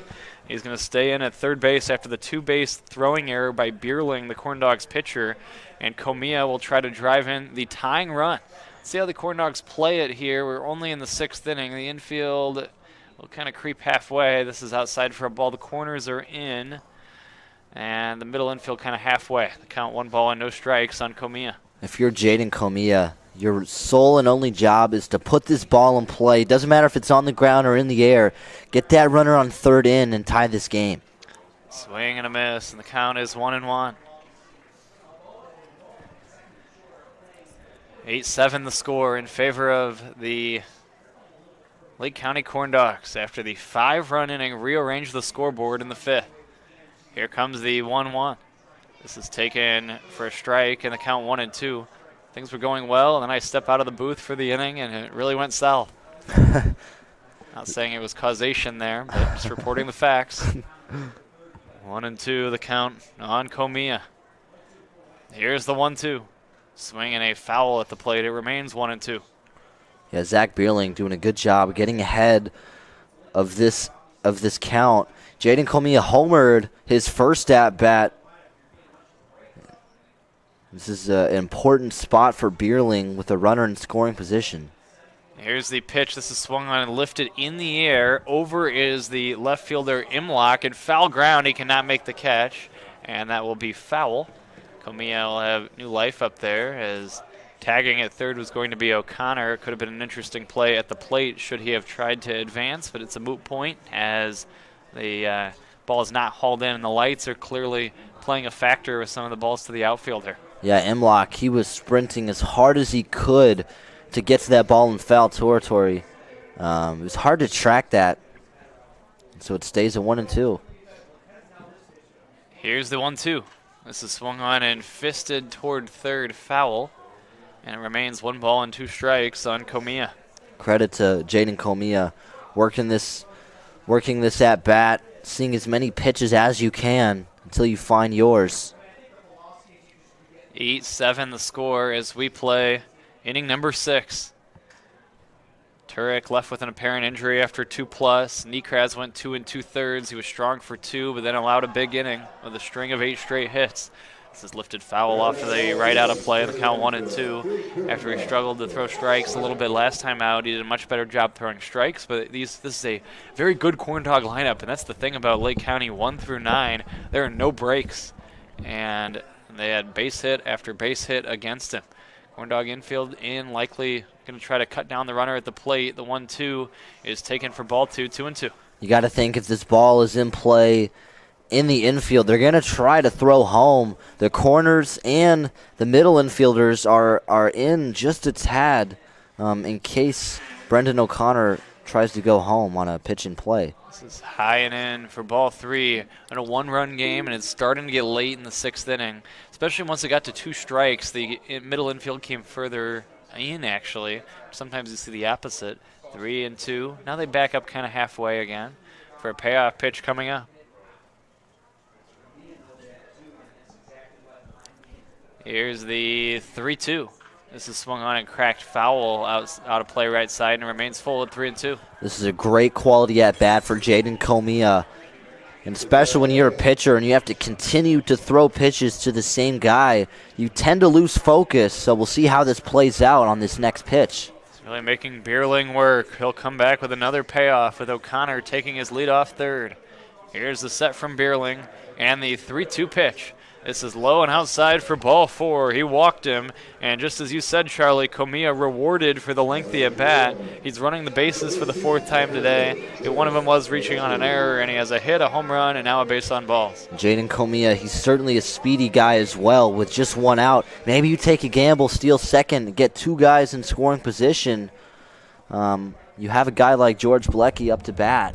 Yeah, he could be running here, there's no doubt. Then a base hit could give you the lead in a 1st and 3rd situation, and recognizing that, Bierling makes a pickoff maneuver to first. It's not in time. Yeah, Bierling is no fool. He knows what Jaden Comia is up to. Maybe he was just listening to our broadcast, and that clued him in. The lead at first. Here's another pickoff throw, and he's not afraid to go back to the pickoff move here. That cost him earlier, and the wild pickoff throw allowed O'Connor to go from 1st to 3rd a few minutes ago. Yeah, Bierling has a quick pickoff move, too. You have to be vigilant on the base paths. Good size lead at first. He's not running. The pitch, a check swing, and it's put in play toward first. The throw to second is offline. This is an E3. Fielder's choice and an error give Bielecki an RBI. He reaches safely on the fielder's choice. Safe at second on E3 with the throwing error is Comia, and scoring on the play, O'Connor. And that will allow the Oilmen to tie the game. And Owen Winters, first baseman for the CornDogs. I thought he was going to look at home plate. He would have had a chance to get that base runner out, but instead he goes to second. It's an errant throw, and no outs were recorded. So credit the RBI to Bielecki, but he reaches on the fielder's choice, and safe at second is Comia on E3. 1 ball and no strikes on Phillips with this one upstairs. Oilmen have tied this game at 8. We've got another compelling ball game between these 2 teams. Now the Oilmen trying to take the lead. The 1-0 to Phillips. He swings and lifts this one in the air. This is pretty well hit. Imlock has a beat on it, though, shy of the warning track. He's going to haul this one in, tagging and moving up to 3rd base on the plays. Comia, the throw goes to second for the trail runner, and Bielecki is safe there. So the runners move up to 2nd and 3rd. It's a fly ball to left off the bat of Phillips for the 2nd out of the inning, and Doherty will stand in next with 2 outs, 1 in, and runners at 2nd and 3rd in an 8-8 tie. Yeah, he might have flew out to left field, but you advance those runners to 2nd and 3rd base, and you still have another opportunity to take the lead in the top of this inning. Doherty with 2 outs and runners at 2nd and 3rd. This is low for a ball, and the count is 1 ball and 2 strikes on Doherty. Doherty 0 for 3. Let's see if he can come through with a big hit right here. He is due. We're in the 6th inning at Legacy Fields in Crown Point. The Oilmen trying to pick up their first win of the season. CornDogs trying to stay undefeated. The 1-0 is taken for a ball. Not only that, Lake County has won 8 straight head-to-head meetings against the Oilmen. The Oilmen have not beaten the CornDogs since a 5-4 victory on June the 17th of last season. That 8-game losing streak includes 2 this year and 2 in the championship series. Here's the 2-0. It's a strike. He took something off, and now it's 2-1 on Doherty. Yeah, Bierling went with the breaking ball on that 2-0 pitch. Not usually will a pitcher go with an off speed on a 2-0 count, but Bierling did just that. Here's the 2-1. This is taken inside for a ball. 3 balls and 1 strike on Doherty. It's an 8-8 tie in the 6th. In a game that the Oilmen need, good to see them bounce back after the 5-run inning to have some action in this inning. And you'd love to make that single tally a crooked number right here. First base is open. Here's the 3-1 to Doherty. This is swung on in line to center, racing in Walters. He's going to play it on a bounce. Oilmen lead. Comia scores. Here comes Bilecki. Here comes the throw to the plate. He scores as the throw slightly offline. 2-run single for Nick Doherty. The Oilmen are back in front. It's Northwest Indiana 10 and Lake County 8. Nick Doherty, a drive to center field. And that's why small things like a sac fly, a fly ball to left field, advancing 2 runners can be so important, because we just saw Nick Doherty drive those 2 runs in, and the Oilmen have regained the lead in the top of the 6th inning. Both of those runs are unearned because of the error earlier. And here's a strike call in the count 0-1. So one of the 3, there's actually been 2 errors in the inning. You had the field pickoff throw, and then you had the error on the fielder's choice bouncer. Here's the 0-1. It's taken outside for a ball, 1-1. So it's not been clean defense by Lake County here in the 6th inning, and that's opened the door for the Oilmen, who have scored 3 times. A big 2-out, 2-run hit by Nick Doherty a moment ago. Here's the 1-1 pitch. This is swung on and grounded slowly to the left side. Coming in Schultz. He juggles this one. This is probably a base hit. A little difficult play for Schultz, racing in to pick this one up, and it'll be an infield single for Ryan Little. And now the Oilmen keep things rolling here in the 6th, an inning in which they've already scored 3 times. Good things happen when you put the ball in play. That is a perfect example of that from Ryan Little. And just like that, it's the top of the lineup. And this is probably a guy the CornDogs don't want to see right now. He's drew 3 walks up to this point. Chris Baker, he did strike out once, but we know how dangerous he is. He's 0 for 1 officially with the 3 walks. He takes a strike in the count 0-1. Baker batting with the Oilmen already having taken the lead in this inning and threatening for more with runners at first and second and 2 down.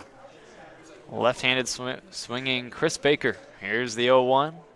It's taken for a strike, and it's 0-2. And Baker knows that zone so well that when he takes those close pitches and the umpires call them strikes. Gotta wonder. Yeah. 0-2, 2 outs. Runners take their leads from first and second. Bierling trying to finally get out of this inning. Here's the 2-strike pitch. This is taken for a ball. It's 1-2. CornDog fans, make some noise. 1 more strike. Let's go. 1-2 the count. CornDog fans being instructed to make some noise. The Oilmen have silenced some of that crowd with the 3 spot in this inning after Lake County scored 5 in the bottom of the 5th. Here comes the 1-2. This is swung on and lifted foul left side, and it remains 1 ball and 2 strikes. Chris Baker, an institution with the Northwest Indiana Oilmen. This is his season debut. Good to chat with him briefly as he came in earlier today. As he goes back 7 years with this team. Here comes the 1-2. This is taken outside for a ball, and it evens out at 2-2. And it's a 2-2 count right now, but Chris Baker is just so good at working every single at-bat as long as he can. We're seeing another example of that right now. Here's the 2-2 pitch. Swinging a ground ball to the left side. This is a routine grounder to short. The throw a little high, but it's fielded by Balboa, the second baseman, covering the bag. And it goes 6-4 on the fielder's choice. And Baker is the 3rd out of the 6th inning. But not before damage done. As the Oilmen score 3 times, they do it on 2 hits and leave 2. We have played 5.5. It's now Oilmen 10 and Lake County 8 on the Northwest Indiana Oilmen Broadcasting Network.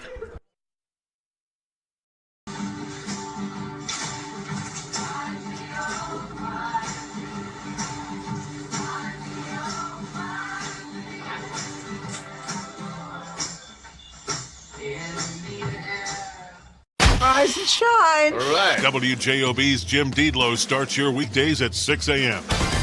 Jed in the region. And be sure to follow us on Facebook. WJOB, AM 1230 and 104.7 FM. We don't go to the office, we build it. This is a truism with Ironworkers Local 395 and the Northwest Indiana Contractors Association. Our goal is to exceed our customers' expectations. We provide a skilled, OSHA-trained, drug-free workforce, as well as many other certifications from our 4-year training program. Every time you hire an iron worker from Local 395, you should feel confident that you are receiving highly trained, highly skilled, and drug-free journeymen and apprentices who take their job and your project seriously.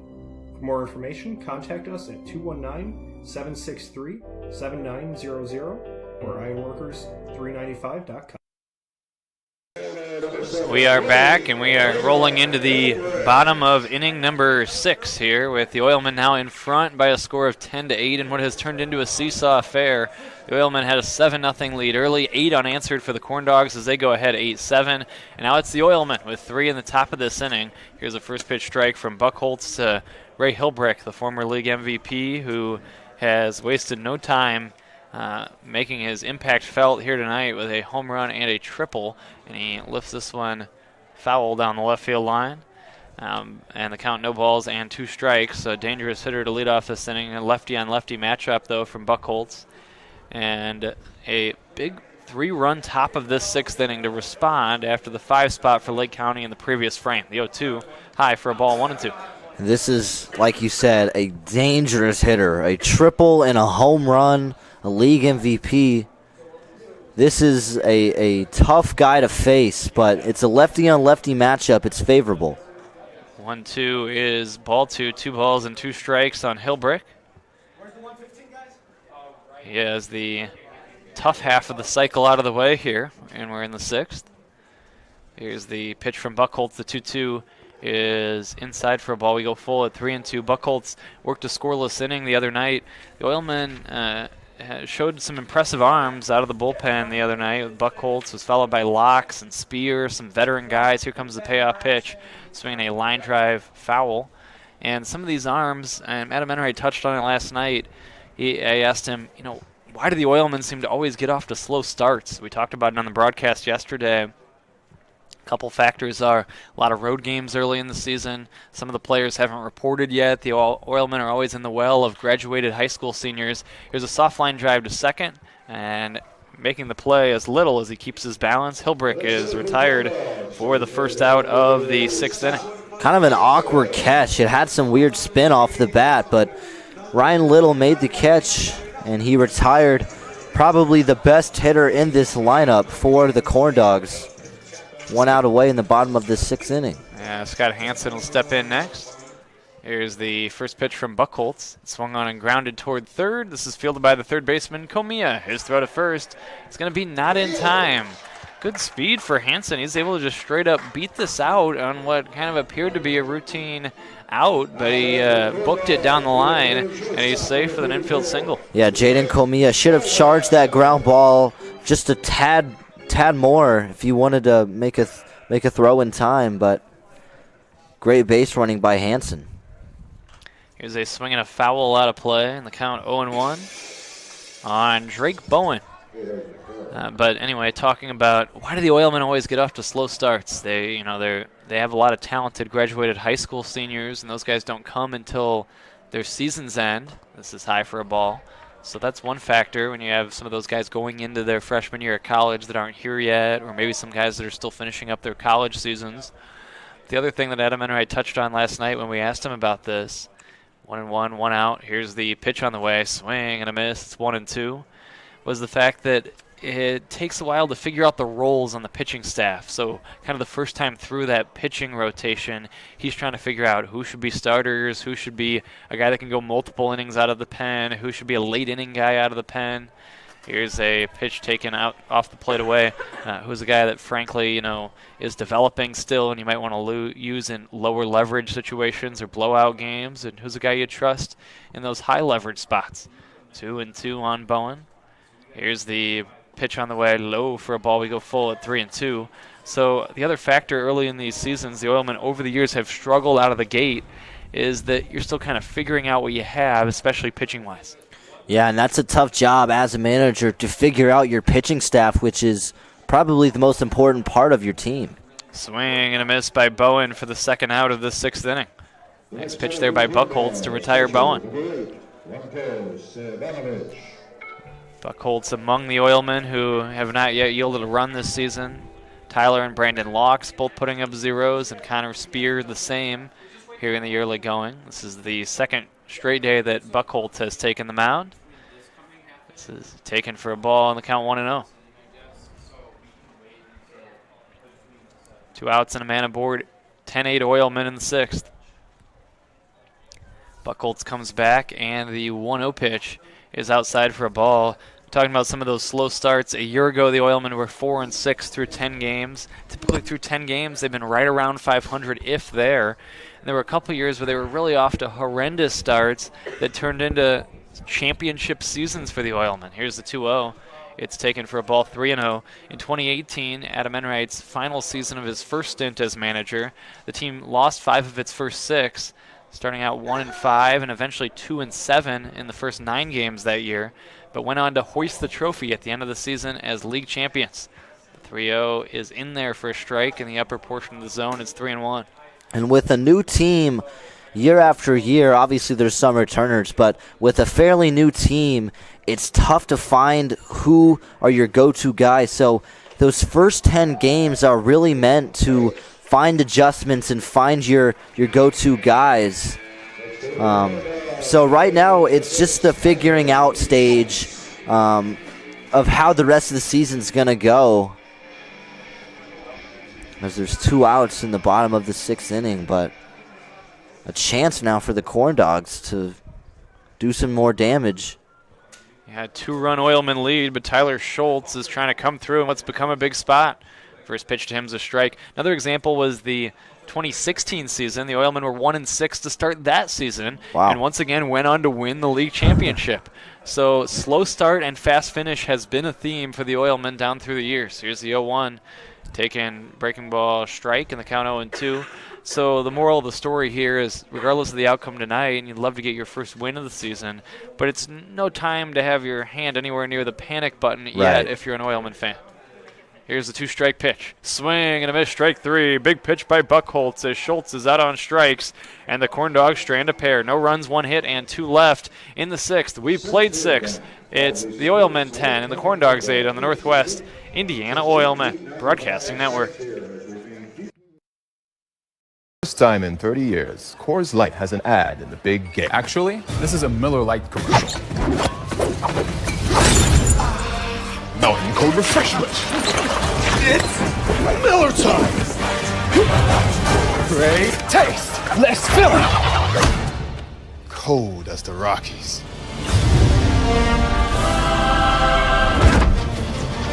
Coors commercial. Miller commercial.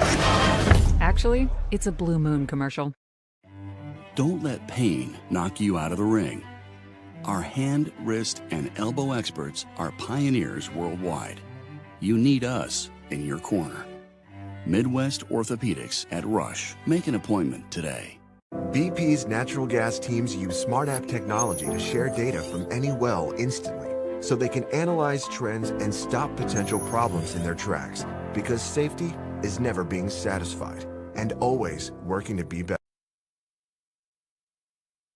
When you hire certified electrician contractors, you're getting the best. But just as important as our skill and expertise is our culture of safety. We know it's important to you, and we know it's important to them. Certified Electrician represents the NICA IBEW team, a team where safety and productivity go hand in hand. It's why our jobs finish on time and on budget. It's why owners that use us are repeat customers. Certified Electrician, working together, powering Northwest Indiana. We are back in Crown Point as we keep it moving here. And the third game of this series, the final game of a Memorial Day weekend set. Both teams will have the next couple days off. The CornDogs will be back in action on Tuesday. The Oilmen will next return to the field on Wednesday. We hit the latter third here of this one as the Oilmen will look to keep the foot on the gas here in this 10-8 game.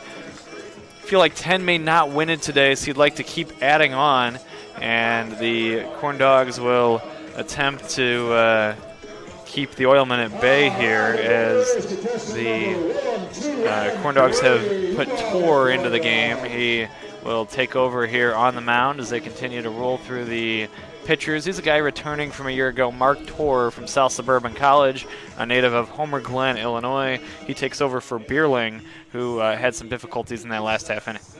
Yeah, Mark Tor, he's already had action this season. 2 innings pitched, no earned runs. He's been productive in those 2 innings. We'll see how he fares with his squad down 2. Yeah, Darian Mickle is going to bat here. Mickle will stand in momentarily to get things started. 10-8 the score as Mickle, Scott, and O'Connor will bat to begin the 7th inning. We'll see if they can add to the lead. Again, just get the feeling that 10 might not be enough tonight to come away with the wins. You want to keep adding on, although Buckholtz has done a nice job since coming in, and that's been encouraging for Northwest Indiana. Here's the first pitch, taken high and in for ball 1. You know, Mark Tor, he's a guy you can rely on in this situation. And when your team is down by 2 in the closing innings, you need a guy that you know is consistent, and you want a guy who's not going to extend that deficit. I think Tor is the right player for this position. There's a strike on Mickle on the count 1-1. Well, it's almost trivia time here tonight, Charlie. It's your first chance to take a crack at this. There's a pitch fouled back to the screen. Of course, Zach Carr was victorious last night in the Crack the Car Trivia Challenge in his debut Crack edition. the Car? Yes. 1 ball and 2 strikes. I'm not sure how much you heard last night, Charlie, when Jackson and I and Zach were going through this. Here comes the 1-2.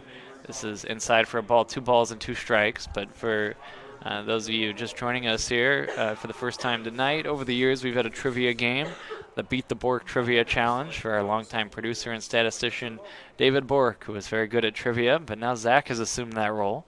Here comes the 2-2.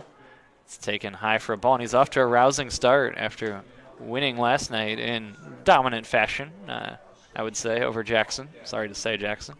3-2 the count here on Mickle. Here's the set and the payoff pitch. This is swung on and fouled, although neither of them got Hack Wilson as one of the guys who hit home runs in 5 consecutive games, along with Christopher Morrell and Sammy Sosa and Ryan Sandberg. 3-2 here on Mickle. 10-8 the score as we play top of inning number 7. How good would you say you are at trivia, Charlie? You know, historically, I'm not bad. Now, it depends what type of trivia. 3-2 is high, ball 4, leadoff walk. If it's about the Cubs, I don't know. I might do pretty well. We'll see. All right, we're going to switch it up. We're not just going to go with the Cubs every night. It will be a baseball question. Gotcha. About 95% of the time. As Emmanuel Scott will stand in next. And, Zach, since you won last night, we're going to let you have the first guess tonight. As we'll get the question here after Emmanuel Scott stands in for his first pitch. Scott looking for his first hit of the night. He's 0 for 4. He has grounded out twice. He's fouled out, and he struck out, and he looks at a strike. Aaron Judge has the 5th most multi-homer games in the history of the Yankees. Who are the 4 players in front of Aaron Judge in terms of multi-homer games with the Yankees? Here comes the 0-1. This is outside for a ball. Snap throw to first is going to be not in time. 1 ball and 1 strike here on Scott. And getting back to first safely is Mickle. Zach? Alex Rodriguez is the first guess, and that is not on the list. Okay. May I guess? Yes. Mickey Mantle? Mickey Mantle. There's one. All right. Here's the next pitch to Scott, the 1-1 low for a ball, 2 balls and a strike. Mickey Mantle with 46 multi-homer games, the 2nd most in Yankee lore. I think Yeah. And we'll switch back and forth here, Charlie, between the two of you guessing. There's 4 answers, and then obviously it takes 3 to win under this format. It'll be Zach's turn next. Runner goes to 2-1, is taken for a strike. The throw to second's going to be not in time. Count goes to 2-2 on Scott after the pitch was in the zone, but Mickle steals second, and now the Oilmen can try to tack on to a 2-run lead as Mickle has moved into scoring position with his second steal of the night. Manuel Scott has a real chance to kind of figure something out with his swing. Hasn't been there tonight for him. He's got a runner in scoring position, and he has an opportunity to give a 3-point lead for his squad, 3-run lead. Here's the 2-2. Runner goes again. This is the ground ball up the middle. This is fielded by Balboa. The second baseman's throw to first is in time. Advancing to third is Mickle, who is running with the pitch. That's the first out of the 7th inning. 10-8 Oilmen. Runner at third with 1 away for the always dangerous Brendan O'Connor, who's been on base 3 times tonight. All right, I have another guess. Was it, hang on, I think it was Zach's turn, right? Babe Ruth. There you go, Babe Ruth. So that's 2 correct answers, 1 each way now. Wait, let's see. Here's the pitch, swing and a miss. So you correctly guessed Charlie Mickey Mantle, who is second with 46. Babe Ruth first with 68. So now you need third and fourth on the Yankee list, Charlie, if you have another. Is Lou Gehrig one of them? Here's the 0-1 swing and a miss. Was he a Yankee? 0-2. Lou Gehrig is correct. Okay, 43. okay, all right. There's one more. Zach, you could force a draw here at 2-2 if you can get this one right now. 0-2, 1 out. Here's the pitch taken high for a ball. And the count 1-2. I feel like it's an older player again. 1 ball and 2 strikes, 1 out, 10-8 the score. O'Connor trying to drive in a run. Infield playing in for Lake County. Here's a swing and a ground ball to short. Will the throw go to home? No, it'll go to first base. The infield is kind of halfway in, but they go to first and get the sure out. It goes 6-3 at a run scores. The Oilmen now lead it by an 11-8 score. And there's 2 outs in the inning. Give O'Connor the RBI. Brendan O'Connor did his job, even though he was out. It's an RBI, and the lead is extended to 3, and that's all you need. So it's 11-8 Oilmen with Comia due up next. Here comes the pitch to him. It's swung on in line to center. That's going to be a base hit. Comia bouncing ball through the center of the diamond, and it's a base hit up the middle on the first pitch he saw. And he's aboard with 2 down here. Yeah, he drove. He found the barrel. He got the barrel through the bottom part of that zone and just drove it up the middle. It was a nice hit from Comia. I think it was Zach's turn to guess here in the crash the car or crack the car trivia. Crash the car. I hope not. Here comes the pitch on the way, swinging a foul. Some people may have had difficulties on the roadways today, but it did not involve a crash. 0-1 on Bilecki. Runner on first is Comia. He is out to a lead, 2 outs, 11-8 the score. They have added a run on the RBI by O'Connor a moment ago here in the 7th inning. Here's the 0-1, swing and a miss, and the count 0-2.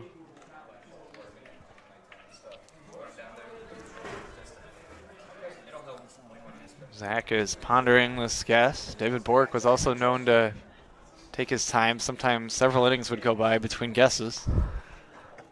No pitch clock has been instituted yet for the trivia game. This is high for a ball, and the count 1-2. It has been in the Northern League down on the field of play, but it hasn't really helped the pace of play too much this weekend.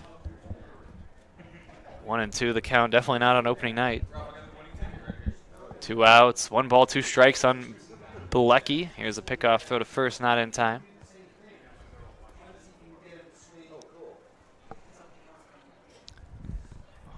Can the Oilmen hang on and find a way to beat these CornDogs, something they've failed to do each of the last 2 nights?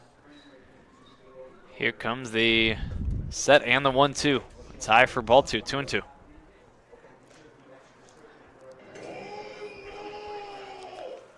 Two balls and 2 strikes with 2 outs. The deuces are wild here in inning number 7. 1 run in the bank and 1 runner on first for NWI. 0 for 3 is Bilecki. He did draw a walk. He swings and misses here, and he's out on strikes. But the Oilmen do get one run. They do it on one hit and leave one. It's time to stretch in Crown Point. It's the Oilmen 11, Lake County 8 on the Northwest Indiana Oilmen Broadcasting Network. Did you know? They decorate over 210,000 cakes a year. Did you know? Their butcher will cut your meat your way. Did you know? They have trained floral designers in store. Did you know? They will make your wedding cake. Did you know? They have a variety of deli bakeable entrees. Did you know? Their online app has coupons and so much more. Who does that? Strack & Van Til. Now you know.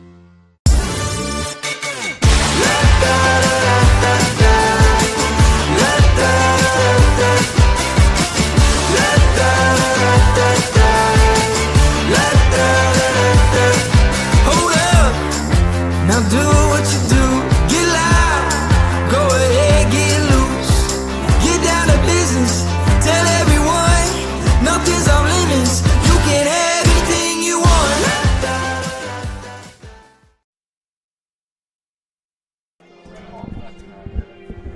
The Oilmen are going to stick with Aaron Buchholz here as the left-hander will try to keep it rolling. He's off to a strong start to his day. Fastball, curveball change. His repertoire, his velocity is in the low to mid 80s. And he has been pretty effective so far here tonight, and really it's been much needed for the Oilmen as he came on in relief of Nekraz.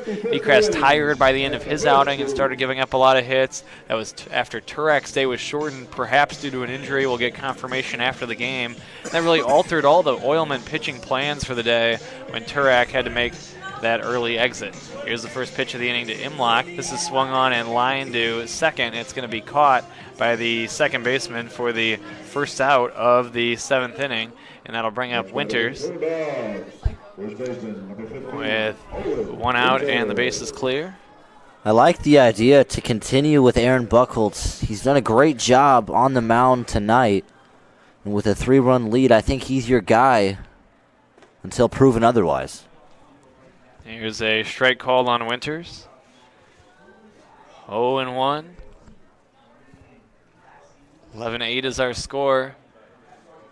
Here's the pitch on the way. It's taken low for a ball. The count is 1-1.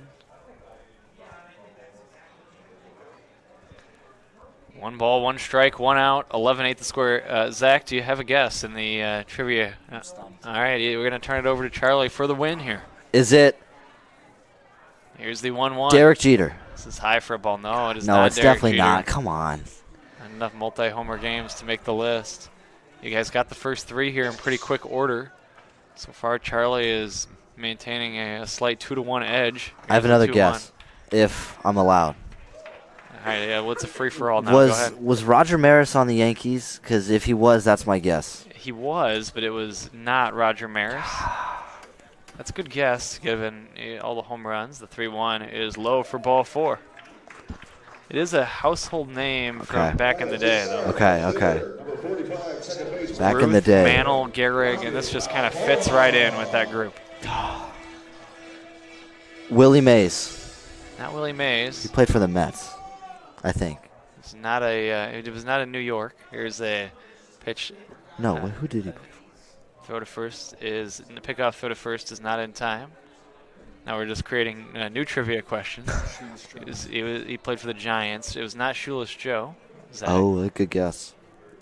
Although, here's the pitch on the way. It's taken high for a ball. And I guess the Joe Jackson guess is partially correct. 1 ball and no strikes, the count on Balboa. It's a pretty big hint. Honestly, I'm not getting this one. Here's a foul and the count 1-1. No, I will. Come on. Just got to think. Feel free to play along at home. It's the Crack the Car Trivia Challenge. You can jump into the comments on Facebook. You can tweet us at NWI Oilmen, hashtag Crack the Car. This is low for a ball and the count, or we know it's low in the zone for a strike and the count 1-2. 2 R's in car. 1 ball, 2 strikes on Balboa, 11-8 Oilmen. Winters walked a moment ago. The lefty Buchholz comes back. Here's the 1-2 pitch, swing and a miss. Second out of the inning. Nice job by Buchholz as he continues his strong day. He came in and ended that long 5th inning with a strikeout, and then he had 1 K, actually 2 Ks in his work in the 6th. Now 1 here in the 7th. 4 strikeouts for the day for the Oilman left-hander. So the Joe part is right of the Joe Jackson. Oh my gosh. This is low and outside for a ball. 1 ball and no strikes. Joe DiMaggio. Oh, there you go. Come on. That's so easy. With 35 multi-home run games. The 1-0 high for a ball, 2-0. That's a lot. But even though Zach eventually got the final answer, we'll give Charlie the win tonight in the Crack the Car trivia challenge. That's right. Zach falls to 1-1 on the season. Here's the 2-0. This is taken for a strike, and the count is 2-1. Joe DiMaggio. That could have been the first guess off the board so easily. 2-1, 2 outs. Zach has incurred his first defeat, but will the CornDogs incur their first loss of the season tonight? That becomes the bigger question. Well, it's the top of the lineup for the CornDogs. There's 2 outs in this inning, but you have 7 outs to play with now for Lake County. Certainly possible. This bounces in there, wild pitch, advancing to second safely as Winters. Reggie Jackson, somebody guessed. That was a good guess, but not correct either. 3-2, but we have all the answers now. It was Ruth, Mantle, Gehrig, and DiMaggio, the 4 guys with more multi-homer games in Yankee history than Aaron Judge, who is now 5th.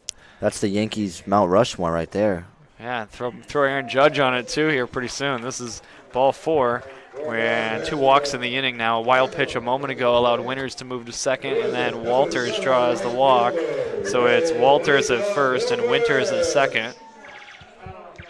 And Ray Hilbrick will stand in next, as you may have heard over the PA. Ray Hilbrick in a big spot, bottom of the 7th inning. Low for a ball on Hilbrick. Purdue Northwest Pride, the home of the Vikings. That's where Hilbrick has played his college ball. He's a former MVP of this league. Here comes the 1-0, swing and a miss. I've done stats for games at Purdue Northwest from time to time, and a couple of times when I was doing basketball stats there, they provide a student to do the spotting for me, and one time it was Ray Hilbrick. Here comes the 1-1. This is low for a ball on the count 2-1. It's a pretty strong performance in assisting me with stats. So he's multifaceted. Jack of all trades. 2 outs and 2 on. 2-1 the score. Here's the pitch on the way. This is swung on and lifted foul off to the left. Out of play, and the count is 2-2.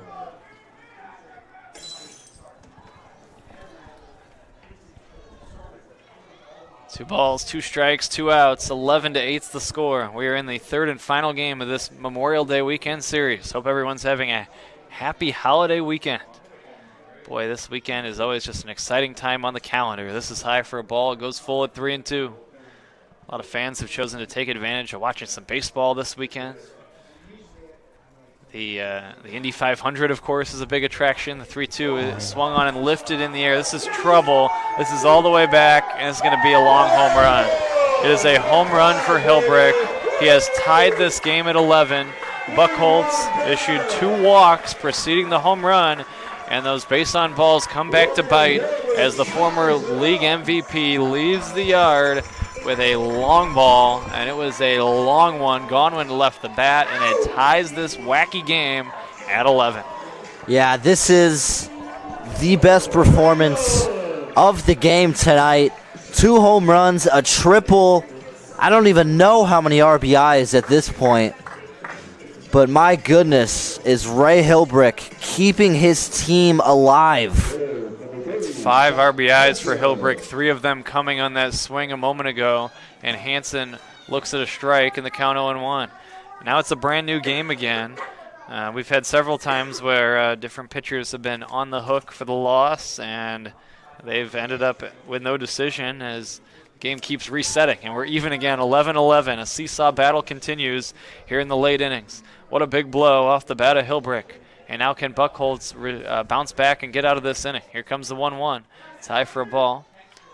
Great sports weekend. Some folks I know are headed out to enjoy the Indy 500. I'll be at Wrigley on Monday afternoon, and I'll be at Guaranteed Rate on Monday night. Here comes the 2-1, swinging a foul. Pulling the old north side, south side doubleheader on Monday to round out the holiday weekend, so I look forward to that. That's a fun weekend. Yeah. Take tomorrow off after a long stretch here, but first things first, we've got some baseball left on this Saturday night. 11-11 between Northwest Indiana and Lake County. The 2-2 is swung on and lifted foul out of play right side, and it stays even at 2-2. Aaron Buckholz, this is a tough stretch. It's now a 2-2 count. After that home run, you just want to throw this last strike, get out of this inning. 2-2, way high for a ball. We go full at 3-2. This does feel like a big pitch, even with nobody on base.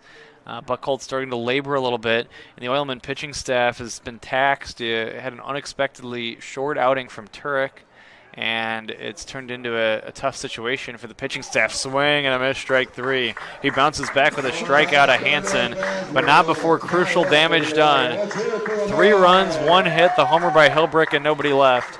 We've played 7 in Crown Point. Oilmen 11, CornDogs 11 on the Northwest Indiana Oilmen Broadcasting Network.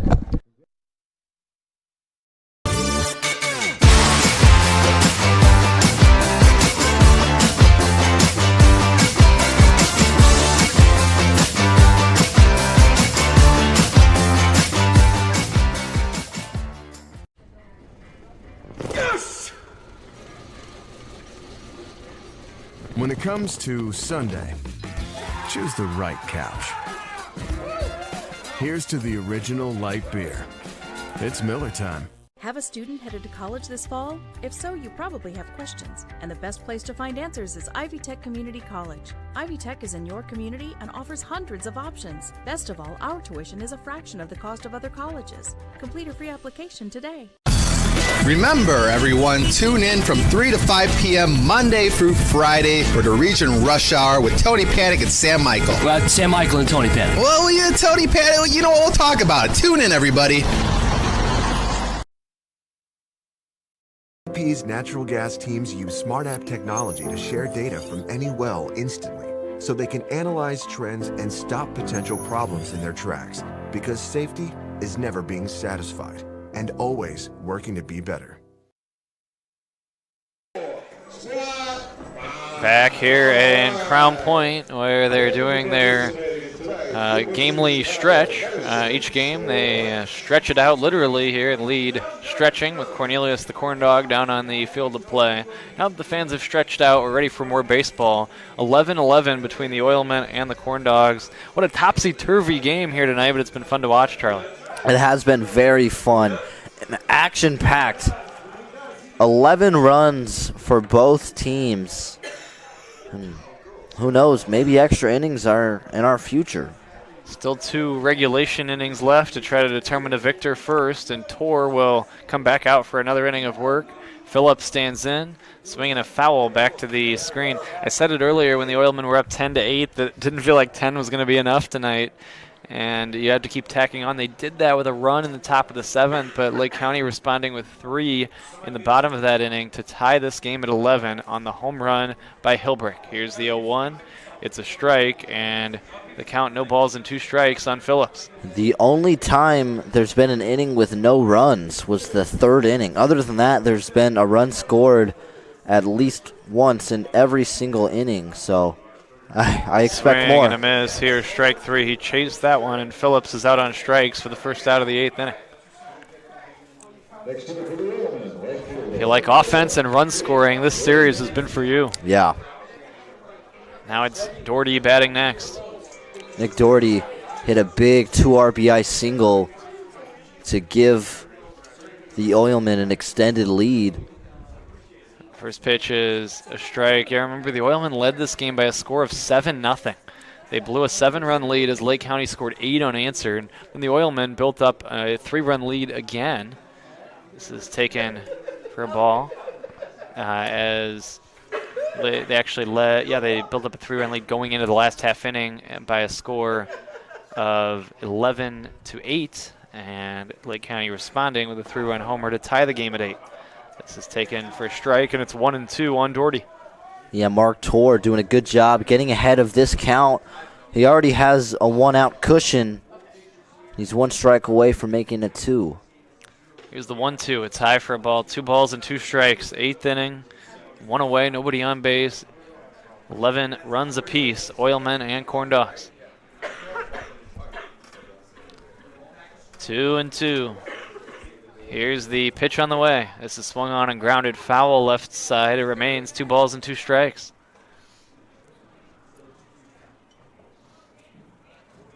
Two and 2.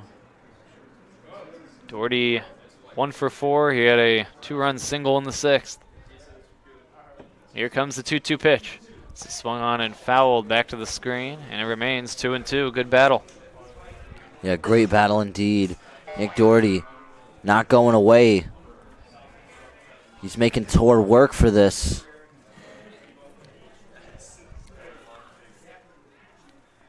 2-2 on Doherty. Here comes the 2-2 pitch, and look out, he gets hit by a pitch. Doherty gets nailed with 1 away here in the 8th. He's on for the 2nd straight plate appearance, and now Ryan Little will stand in next. Looks like an off-speed pitch that kind of got away from him. And a chance for Ryan Little to do some damage at that 9 spot in this lineup. 11 all here in the 8th. Let's see if Little can come through. He was 0 for 6 for the season coming into the day, but he's 2 for 4 here. 2 hits and reached on an error. Here comes the first pitch to him. He swings and lifts it foul off to the right and out of play. It's 0-1.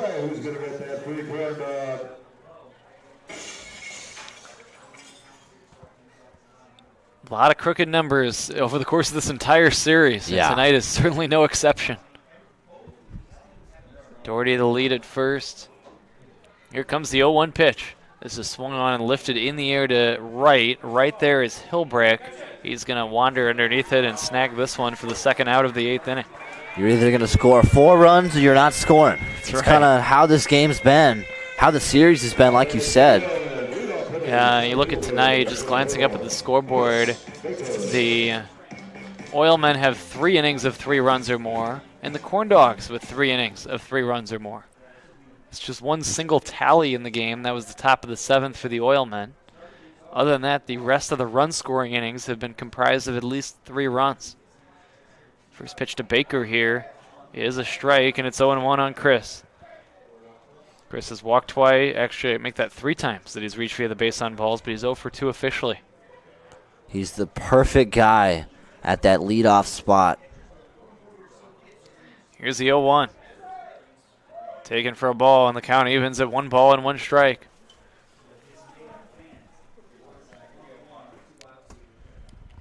One ball and 1 strike on Baker. Here's the 1-1. Taken for strike 2 called. 1-2 on Baker.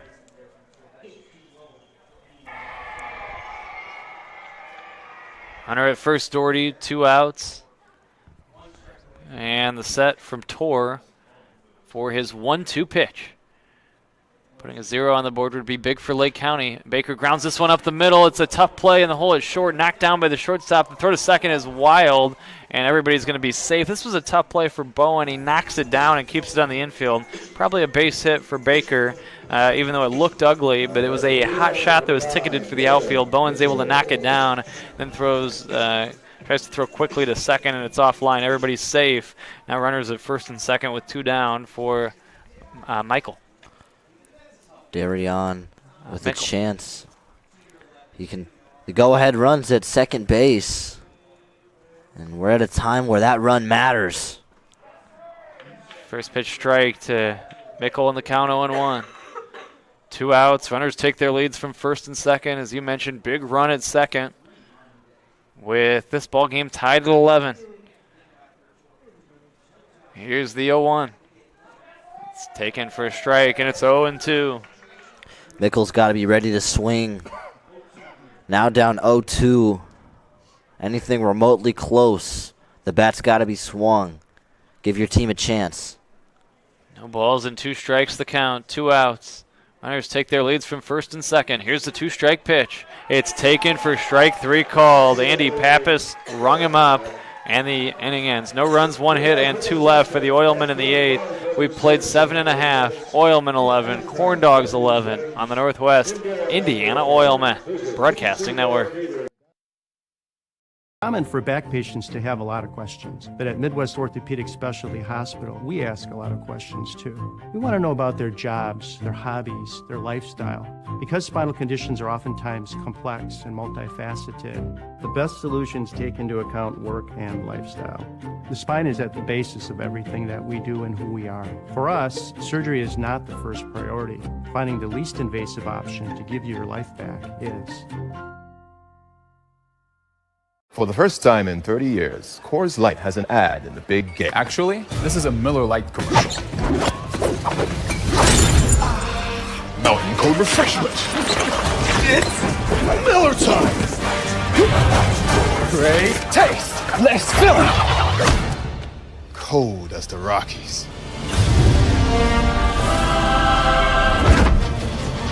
Coors commercial. Miller commercial. Actually, it's a blue moon.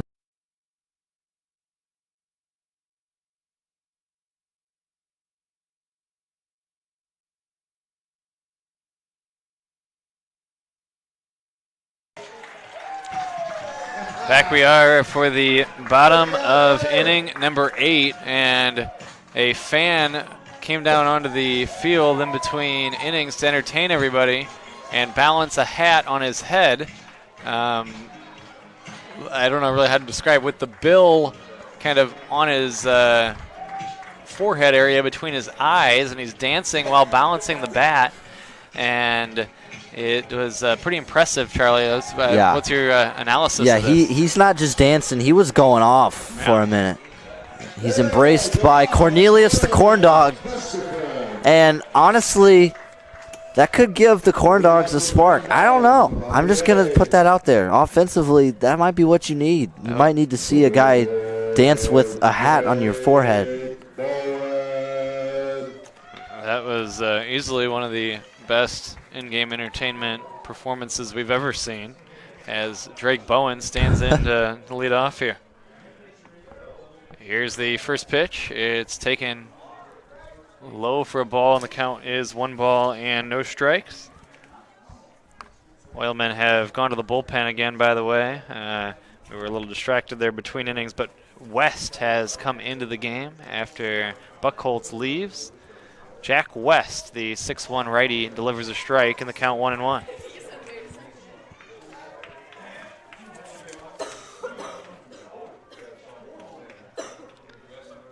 West from Triton College, a 2021 Mount Carmel product and a native of Chicago. This is lifted foul, and the count is 1-2.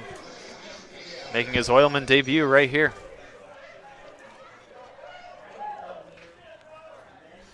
See if he can make it a successful one, as he's in a tied game at 11 in the 8th inning in Crown Point. The 1-2. This is outside for a ball. 2-2 on Bowen. Quite the spot to be tossed into your first game with the Oilmen. Yeah.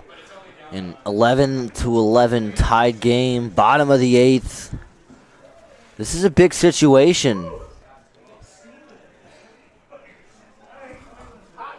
And look out, he gets hit by a pitch. It was high and tight on Bowen. He gets nailed. Bowen's on base for the second time today. He gets hit with this one. He represents the go-ahead run in the bottom of the 8th inning, and Ranko Stefanovic will stand in next. I know that hurts. He's sitting on first base, pretends like he doesn't feel it. I know that hurts right now. That's got to sting. And that pitch really got away from West. And with the base runner on first, no outs, a dangerous spot in the bottom of this 8th inning. Brief conversation between Scott, the catcher, and the new pitcher for the Oilmen West, as they make sure they're on the same page in terms of the signs and the pitching repertoire for West. First pitch, runner goes pitch high for a ball, throw to second base. It's going to be in time. What a throw by Scott. He had a good jump, and he cuts down Bowen at second base for a big out. And all that credit goes to Emmanuel Scott.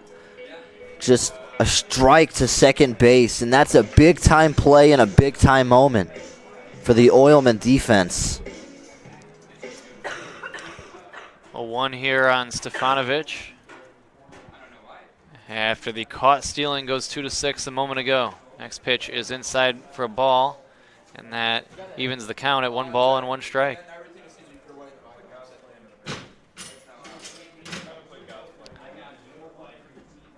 Big out to race the hit by pitch. This is low for a ball. They obviously saw that they could maybe run on West. They saw that he was a little slow to the plate maybe there.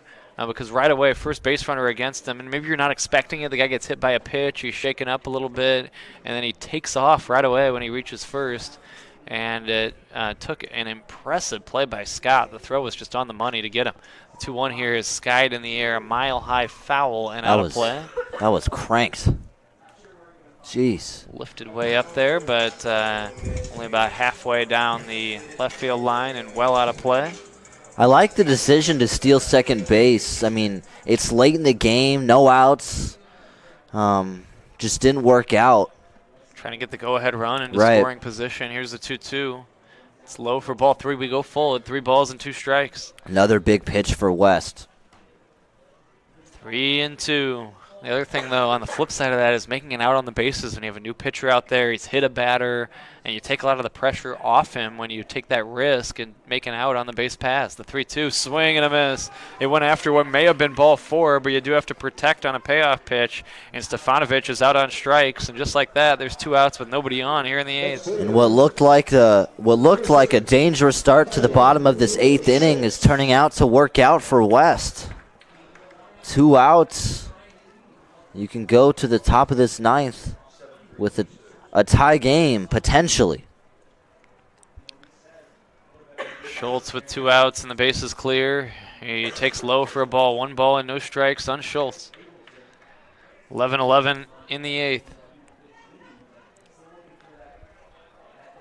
1-0 on Schultz. Here comes West back, and the pitch is outside for a ball. 2-0. 2 balls and no strikes. 11-11 the score with 2 outs in this 8th inning. Here's the 2-0. Swing and a miss. The count 2-1.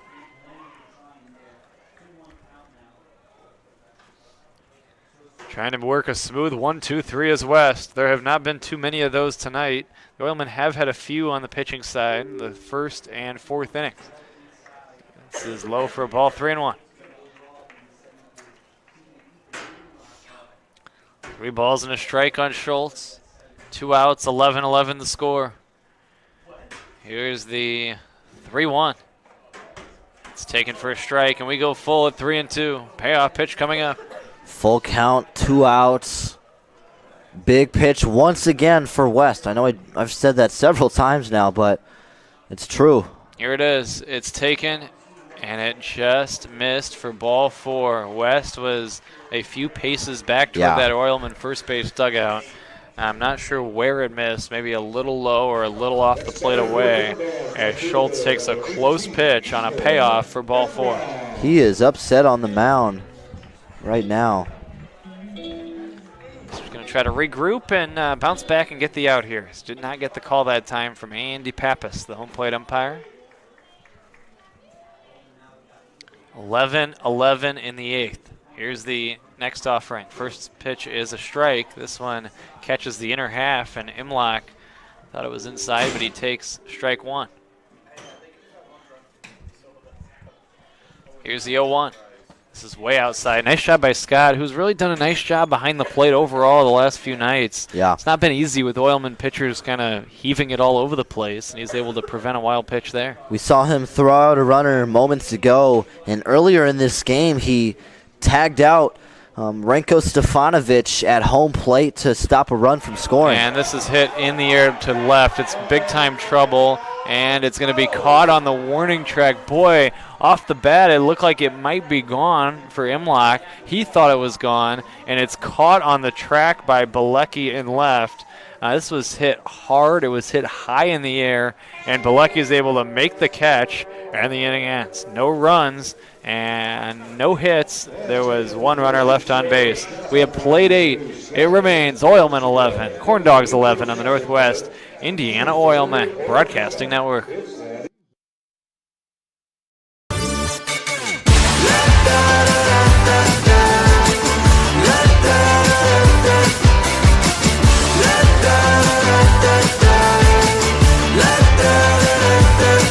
Hold up, now do what you do. Get loud, go ahead, get loose. Get down to business, tell everyone nothing's off limits. You can have anything you want. We don't go to the office, we build it. This is a truism with Ironworkers Local 395 and the Northwest Indiana Contractors Association. Our goal is to exceed our customers' expectations. We provide a skilled, OSHA-trained, drug-free workforce, as well as many other certifications from our 4-year training program. Every time you hire an iron worker from Local 395, you should feel confident that you are receiving highly trained, highly skilled, and drug-free journeymen and apprentices who take their job and your project seriously. For more information, contact us at 219-763-7900 or ironworkers395.com. All right, back we are as we continue along here. Both teams have used several pitchers tonight, and we're still rolling here. Mark Torr stays in for another inning of work for the Lake County CornDogs as we reach inning number 9. Let's see if the Oilman offense can crank up a rally here as the Oilmen, Charlie, breathe a sigh of relief. It was a well-struck ball off the bat of Imlach, but it was caught in left by Bilecki to end the last half. Yeah, I thought that ball was gone as soon as I saw the ball flight, but it was to the warning track and no further, and it's still tie ball game. Here's a pitch to Scott, ball 1. The other thing is I always kind of watch what the hitter's reaction and body language are to try to get a sense of whether it's going to leave the yard or not. And it very much seemed like Imlach thought that ball was gone. This is lifted foul off to the right and out of play, and the count 1-1. Emmanuel Scott, he's a guy who's struggled behind the plate tonight, but in the top of this 9th inning, none of that matters except for right now. At the dish, he's 0 for 5. He's been good behind the plate defensively, but at the plate, he is seeking his first hit. Here's the 1-1. This is taken high for a ball, and the count is 2 balls and a strike. And the most important thing is that first base runner here in the top of this 9th inning. Here's the set and the 2-1. This is behind him, and the count goes to 3-1. That situation, you're going to wear that pitch. Tough thing on that location, though, is kind of up near your head. Yeah, so you're right. You want to be careful, but easier said you get than the done. idea. Very easy, easier said than done. It certainly would love the leadoff base runner in pretty much any form or fashion. Here comes the 3-1. Swinging a ground ball toward the hole at short. Crossing over is the third baseman Schultz. His throw to first is going to be just in time on a close play at first to retire Scott for the first out of the 9th inning. That was a great job. I believe that was Tyler Schultz at third base, just running up on that ground ball, making a strong throw to first and keeping your team alive. Now 1 out, nobody on after that solid play by the third baseman. O'Connor had the 3-run homer in the first inning that made it 4-0 Oilmen. It eventually became a 7-run lead. Here's a ground ball off the inner part of his bat toward third, racing in Schultz. His throw to first is going to be in time. The throw was wide, but a nice shot by Winters to keep his foot on the bag. And that's the second out of the 9th inning. And now Comia will bat with the bases clear and 2 down. Yeah, Tyler Schultz putting on a clinic over at third base. Just like that, there's 2 outs. The CornDogs looking good. Comia will bat with 2 down and nobody on. The Oilman bat boy doing a nice job tonight, Jackson. This is taken for a ball, not the same Jackson that works on our broadcast, but was introduced to young Jackson before the game. 1 ball and no strikes. I told him I'd give him a shout out on the broadcast. Here comes the 1-0. This is swung on and lifted foul off to the right, and the count 1-1. That would be quite the dual roll if it was the same Jackson that did our broadcast. That would be impressive. 1-1 on Comia.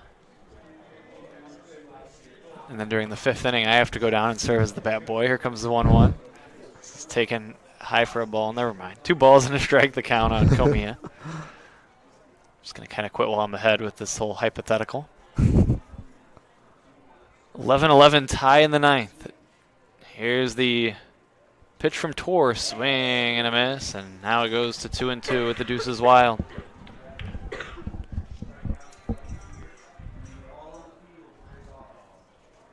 Oilmen do not want to go to the bottom of the 9th of a tie game. A 2-2 high for ball 3. They're in danger of doing that, which would allow the CornDogs the opportunity to walk off with 1 here on their home field.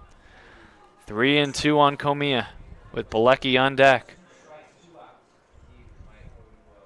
Getting the sign he likes is Tor.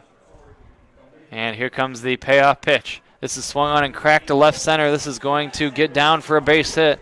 It's cut off by the left fielder Imlock, who gets it back in. A 2-out piece of hitting there by Comia, who's had a big day. He has been on base regularly in this ball game. He has a walk plus 4 hits, including a home run. Now, Jaden Comia, he's a speedy guy.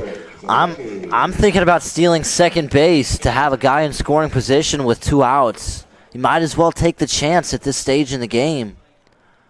Now it's Bilecki with a runner on, 2 gone, and the left fielder standing in. Here's the first pitch. He's not going. It's a check swing, and it's ball 1. 1 ball and no strikes. Final game between these 2 teams. Off days the next 3 days for the Oilmen, and then it'll be Oilmen and Indiana Panthers in Highland. It'll be the first Oilmen game in Highland on Wednesday night. Here comes the 1-0, swing and a miss. And we will have it for you. Nick Kane from the Panthers broadcast is going to join us, and we'll have that starting at 4:50 and the first pitch at 5 o'clock on Wednesday. First things first, there's business to attend to here in this 9th inning with the game tied at 11. Here comes the 1-1 to Bilecki, swing and a miss. Big, healthy hack, and no contact in the count 1-2. Bilecki's got his back against the wall. 2 strikes, 1 strike away from going to the bottom of this 9th. He can keep the Oilman hopes alive with the ball in play. 1-2 on Bilecki. Tor comes set. Here's his 1-2 pitch. Swung on and lifted in the air. Foul off to the left and out of play, and it remains 1-2. Oh, I believe that hit a car. 1 ball and 2 strikes. Not Zach Carr, though. We're happy to report. Not sure about Zach Carr's car. 1 ball and 2 strikes, the count on Bilecki. Here's the pitch on the way. This is swung on. He broke his bat. He hit it way high in the air down the right field line and foul. Unusual play because normally a broken bat does not travel about 300 feet, but it did in foul territory down the right field line. You can only imagine how far that ball would have gone if it was squared up. Still would have been in foul territory. But Bilecki, he's seeing the ball. He was early on that pitch. He's going to need a new piece of lumber here to continue the plate appearance. Let's hope this new one has a base knock in it. He's using Ryan Little's bat. Now, wait a minute. He is not pleased with the grip on it. And this will delay things here as he sprays some of that ointment onto the bat. He's trying to come up with something other than sprays the spray, but kind of got stuck there. Anyway, he's going to stand in with a count of 1 ball and 2 strikes. 11-11 the score in the 9th inning. A 2-out, 2-strike hit would be huge. The runner will go on contact with 2 down. This is taken off the plate away, and we go even at 2-2. With a 2-2 count, you got to be thinking fastball's coming. Got to be ready for that. Sit on a pitch and adjust if need be. Here's the 2-2 pitch. This is swung on and lifted in the air. Foul off to the left and out of play. And it remains 2 balls and 2 strikes. 2-2. Good battle here. Nice job staying alive. Bilecki fouling off a few pitches. He's swinging at pitches close to the zone and making contact. Good at bat. Let's see if it leads to good things.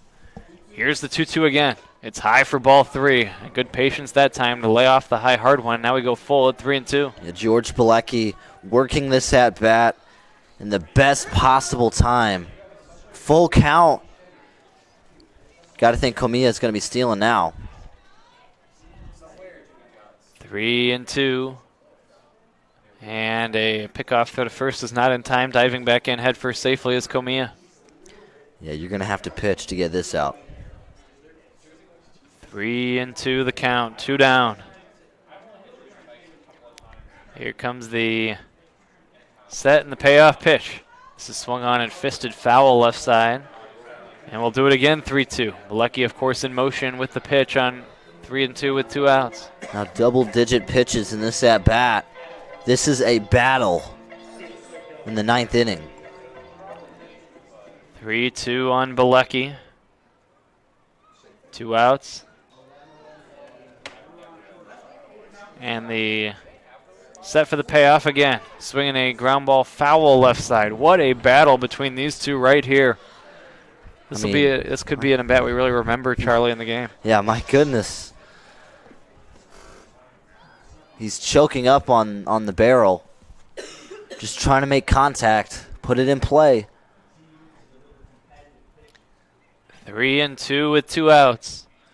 Here comes the payoff pitch. It's taken outside for ball 4, and he walked him. Winning the long battle is Bilecki. Wow. And let's see if that's a turning point and leads to a further 2-out rally in this inning. Now, aside from Ray Hilbrick's 2 home runs and 1 triple, that might be one of the second most impressive thing I've seen all day. In the top of the 9th inning, you worked this at-bat the best way you possibly could. Now there's a runner in scoring position in the 9th inning. Brennan Phillips will see the inning rest on his shoulders. 2 gone and 2 on. First pitch to him inside for ball 1. Already getting ahead. Phillips is 0 for 4. He did draw a walk in the 5th inning, but he is 1 for 12 for the season, so he's due. Trying to break through here early in the year. Here's the 1-0. It's outside for a ball. 2 balls and no strikes. Falling behind is Tor at 2-0. There is action in the Lake County bullpen beyond the third base dugout. 2 balls and no strikes. We're in the 9th inning at Legacy Fields. The Oilmen trying to salvage a win in this weekend's 3-game series. Here comes the 2-0. It's taken for ball 3. 3 balls and no strikes. And Tor may be nearing the end of his day. If he walks Phillips, that could be it. And the Oilmen would love to force a new pitcher to come into a bases-loaded spot. Could Phillips possibly have the green light here on 3-0? I would think not. With 2 outs and the go-ahead run at second, he takes a strike and the count 3-1. That was a beautiful pitch down the middle, but when it's 3-0, you want to make the pitcher pitch to you. Make him throw 3 strikes in a row. 3-1. Here's the pitch coming. This is swung on and lifted foul off to the right and out of play. We go full at 3-2, and both runners will be in motion with this 3-2 pitch. Biggest pitch of the night upcoming. A lot of deep counts again tonight. A lot of big payoffs, and none bigger than the one that's coming right now. 11-11 tie in the 9th inning. Tor against Phillips.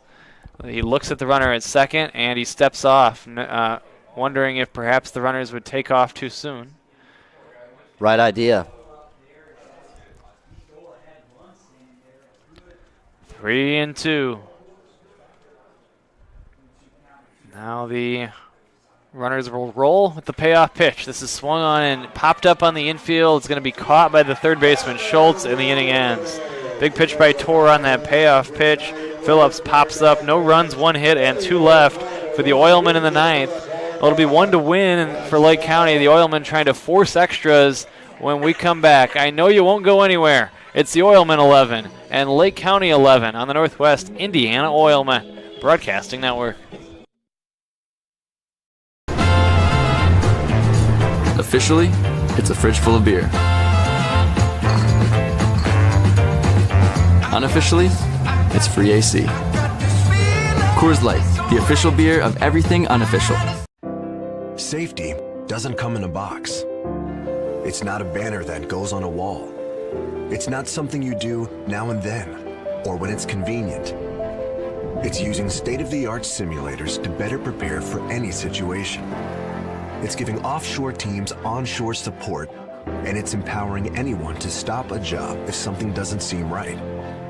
At BP, safety is never being satisfied and always working to be better.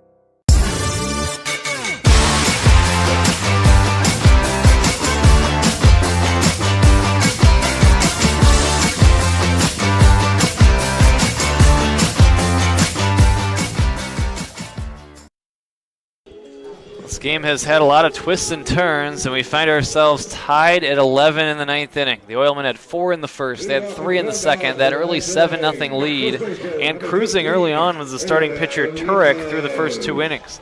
Then he got banged up in the third. He left the game in that inning. The Oilmen ended up allowing 3 runs in the frame. 2 were charged to Turek. 2 were charged to Niekras, or 1 was charged to Niekras, who came in. Then Niekras worked a smooth 4th, but then had a hit parade against him in a 5-run 5th inning, and that allowed Lake County to take the lead for the first time at 8-7. And it's been back and forth since, and it's an 11-all tie here. Oilmen had an 11-8 lead at one point as well, but a 3-run homer by Hilbrick tied the game.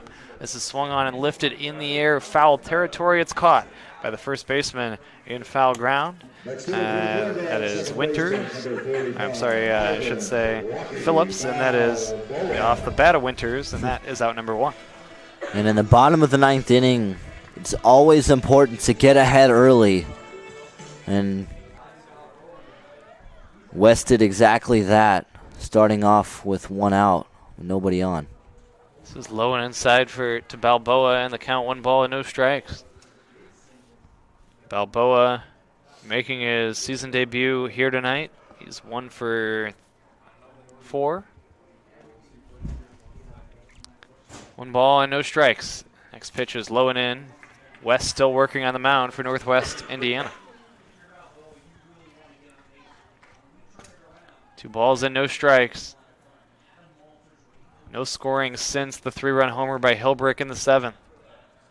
8 and 9 men starting this inning, too. That magnifies the importance of retiring them. Here's a ground ball towards short and knocked down by Mickle, and he throws to first in time. He's able to recover after not fielding this cleanly. Nice job by him to stay with it, and he ends up retiring Balboa for the 2nd out of the 9th inning. Way to recover after bobbling that. For a second, it looked like that was going to be an error.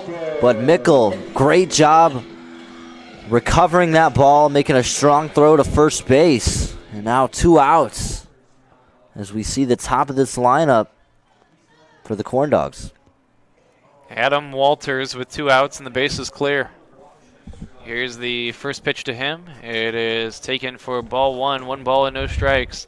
The Oilmen have dropped 8 straight head-to-head matchups with the CornDogs. They have not beaten this team since June the 17th of last year. 1 ball and no strikes, the count on Walters. Will tonight be the night they break through against Lake County? Here's a bouncing ball towards short. This is fielded by Mickle. The throw to first is in time. It's a 1-2-3 9th inning for West and the Oilmen. We have played 9. It's the Oilmen 11, CornDogs 11 on the Northwest Indiana Oilmen Broadcasting Network. Did you know? They decorate over 210,000 cakes a year. Did you know? Their butcher will cut your meat your way. Did you know? They have trained floral designers in store. Did you know? They will make your wedding cake. Did you know? They have a variety of deli bakeable entrees. Did you know? Their online app has coupons and so much more. Who does that? Strachan Van Til. Now you know. Safety doesn't come in a box. It's not a banner that goes on a wall. It's not something you do now and then, or when it's convenient.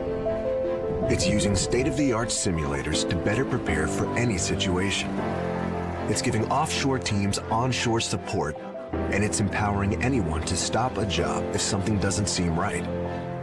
At BP, safety is never being satisfied and always working to be better.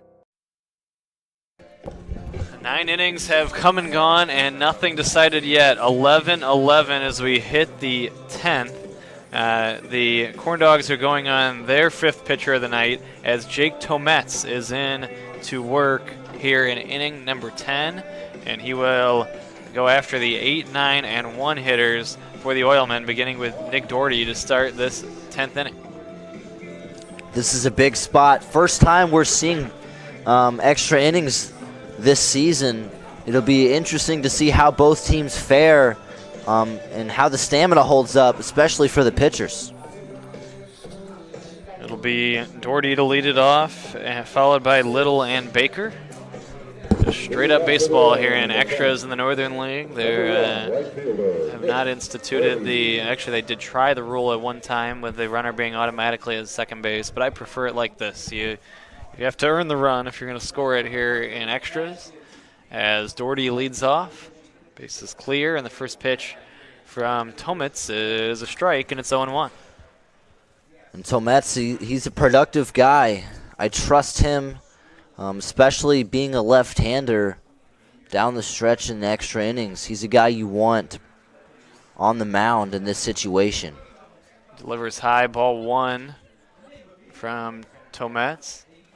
1 ball, 1 strike. 11-11 in the 10th. Doherty trying to reach to lead things off in this frame. He takes high for ball 2, 2 balls and a strike. He had a big 2-run single that came with 2 outs in the 6th inning. That allowed the Oilmen to bounce back after that disastrous bottom of the 5th in which Lake County scored 5 times. Here comes the 2-1 pitch on the way. It's taken for a strike, and the count is 2-2. 2-2 count. Big spot for Doherty. 2-2 on Doherty. Here's the 2-2. Swing and a miss. He struck him out. Doherty is out on strikes. Now it'll be Little. Both teams similar portions of the batting order here. CornDogs were 8, 9, and 1 in the bottom of the 9th, and the Oilmen are 8, 9, and 1 here in the 10th. Ryan Little will stand in next. He has 2 hits today. Chris Baker on deck. Let's see if the Oilmen can put a base runner on for Baker. Here's a swing and a miss, and the count 0-1. Ryan Little, like you mentioned, 2 hits on the day. Having a better day than his previous 2. Here's the 0-1. It's taken for a strike, and the count is 0-2. Yeah, quickly falling behind in this at-bat. Got to be ready to swing at anything. Down 0-2. 2 strikes on Little. Here's the 2-strike heave. It swung on and popped up. It's on the infield. It's going to be the second baseman Balboa to battle the lights and make the catch for the second out of the inning. Yeah, good job tracking that ball all the way into the glove. Now 2 outs early on. Yeah, Chris Baker up to bat. We know what he's been able to do behind the plate. We know the discipline that he has and that he's displayed already this evening. He has reached base 4 times in this one, including 3 walks. He takes high and tight for ball 1. 1 ball and no strikes on Baker. 11 all in the 10th. 1 ball and no strikes. Lefty on lefty. Tometz against Baker. Tometz back for his 2nd season with Lake County. Delivers in tight for a ball. And the count is 2-0. Final game of this 3-game set early in the season. A lot of guys have not even reported to their respective teams yet, so not a huge amount of pitching depth at this moment, and lo and behold, it goes extras. Both teams got short starts from their respective starters tonight. Here's a strike for the Oilmen. Turek, we believe, was injured, and then for the CornDogs, Zaragoza was just ineffective, allowing 7 runs in 2 innings before Justin Heisman gave him the hook. Yeah, this is a game that's been dominated by relievers. The starters didn't have much of an impact in the result of this game except for the first 2 innings. Well, the big factor is just that both teams had to go to the bullpens early, yeah. So now you're in extras and you're already third game of the series. Your pitching staff's a little short here early in the season, and now you're really stretching. This is outside for ball 4. Baker draws another walk. It's the 4th time he's walked today. It's the 5th time he's been on base. Let's see if he's in motion perhaps here to try to get into scoring position with Mickle coming up next. Yeah, Darion Mickle's been very productive this evening, not only defensively, offensively as well. He's in the biggest spot of the game for him. It's always tough to steal a base against a lefty, though. This is high for a ball to Mickle in the count 1-0. Yeah, you're right. The left-handed pitcher does kind of limit the base running game, but we've seen Chris steal a number of bags in his Oilman career, and it will be a time for one with 2 outs, and this is taken for a strike, and the count now 1-1. 2 outs are going to need a lot for him to score from second, multiple hits likely, or from first, I should say. But if you can get him into scoring position in some fashion here, then you feel better about your chances of producing a run in the inning. Here's the 1-1, and this is inside. That almost got him to second on a wild pitch, but a nice block by Stefanovic.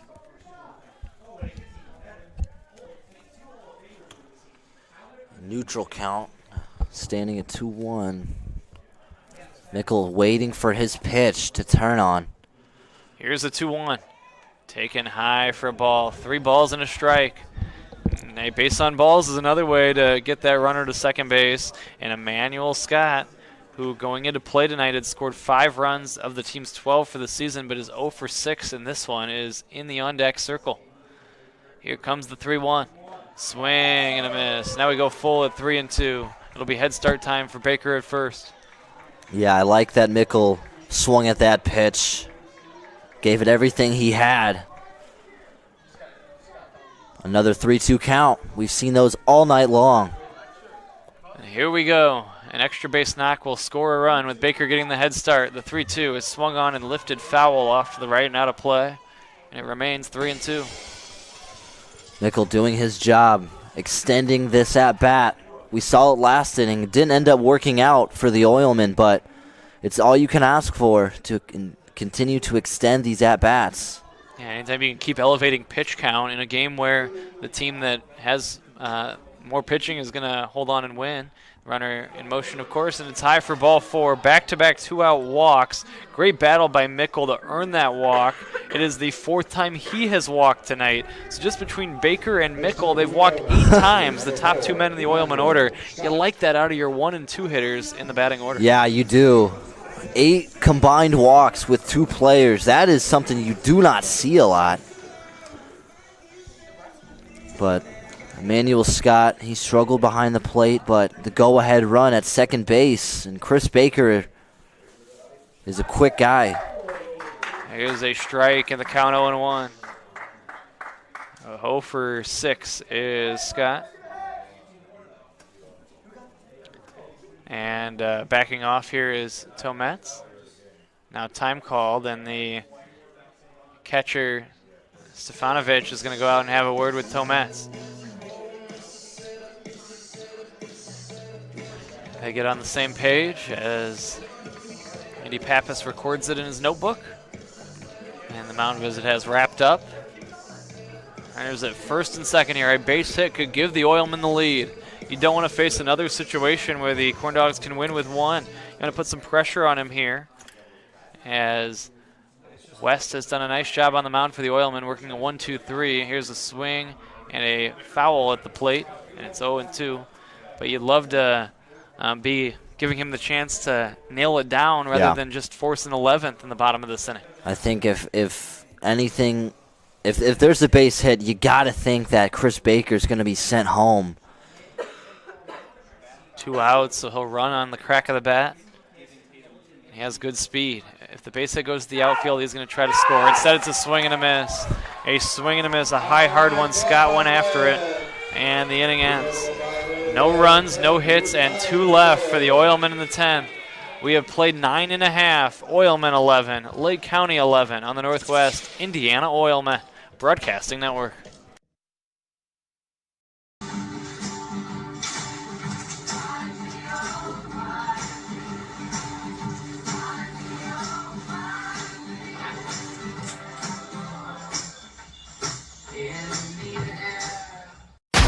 and shine. All right. WJOB's Jim Deedlow starts your weekdays at 6 a.m.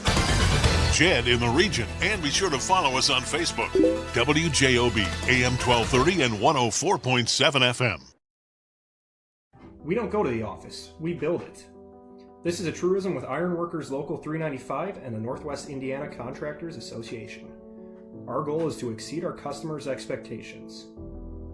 We provide a skilled, OSHA-trained, drug-free workforce, as well as many other certifications from our 4-year training program. Every time you hire an iron worker from Local 395, you should feel confident that you are receiving highly trained, highly skilled,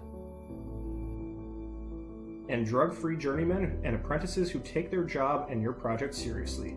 For more information, contact us at 219-763-7900 or ironworkers395.com.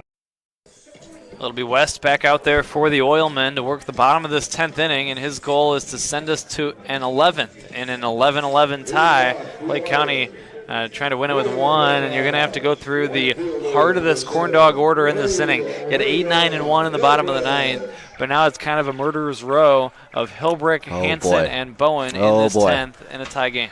This could get ugly if West is not careful. You know, it's a tremendous challenge against some very good hitters. Hilbrick has already homered twice, plus he has a triple. First pitch from West is low and in for ball 1. Hilbrick has driven in 5. He has been retired twice, a fly ball to left and a line drive to second base. And he bats with a count of 1-0. You have to be careful with Hilbrick right here. Here's the 1-0. Swinging a foul back to the screen. And you know, Ray is thinking about one thing right here, and that's sending everybody home happy, at least the home fans, not us. Yeah, he was swinging for the fences on that last cut. 1 ball, 1 strike, the count on Hilbrick. Here's the 1-1 from West. It's taken for a strike on the outer half, and it's 1-2.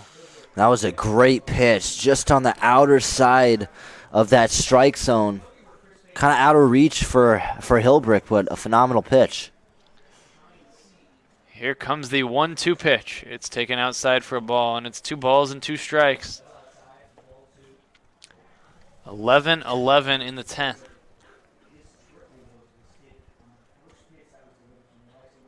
Can the Oilmen get it to an 11th inning?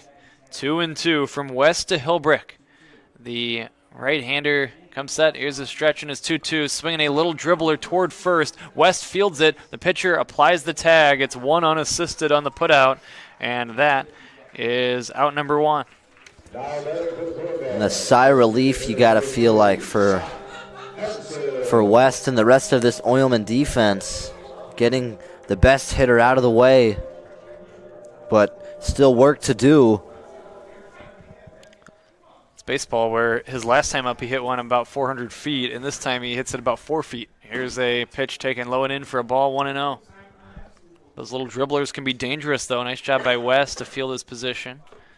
Throw back to the mound, gets away here. 1 ball and no strikes on Scott Hansen. Big out to get Hilbrick to start this inning. You're not out of the woods yet, but you really feel good about the way West is going right now. Yeah, you do feel good about yourself after that. Here's ground out. 1-0. It's a strike, 1-1.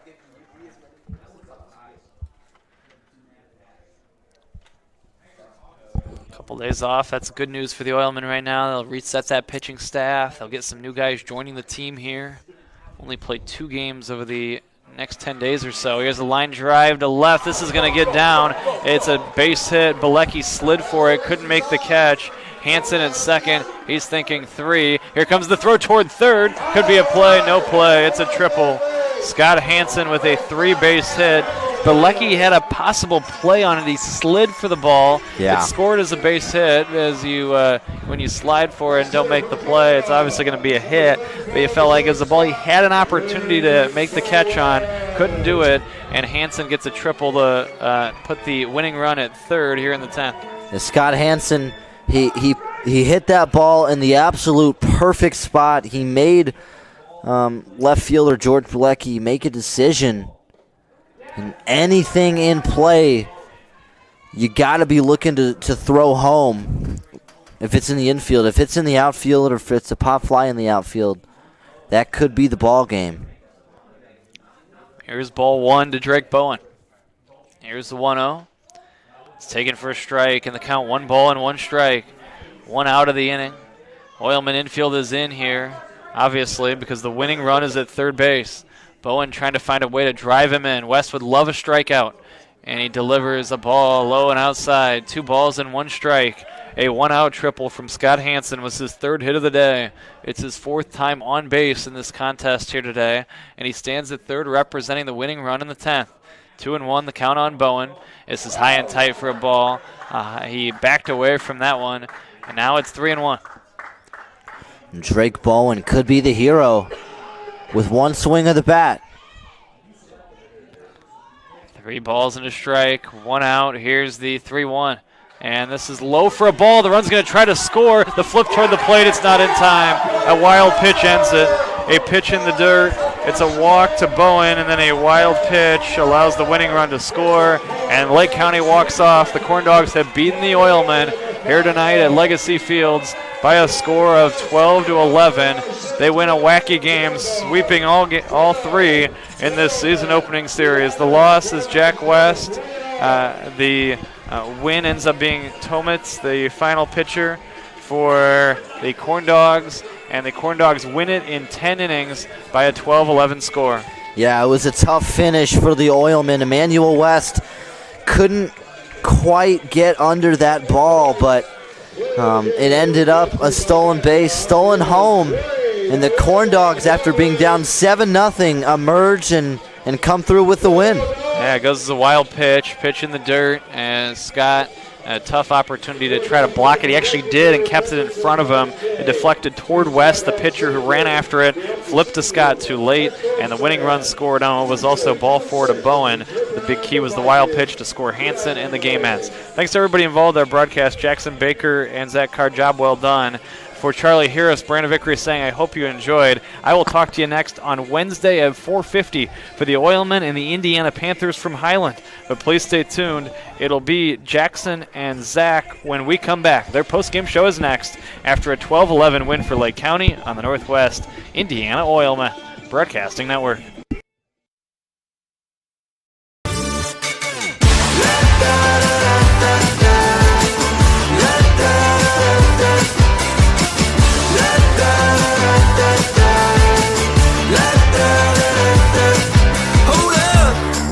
Now do what you do, get loud, go ahead, get loose, get down to business, tell everyone, nothing's off limits, you can have anything you want.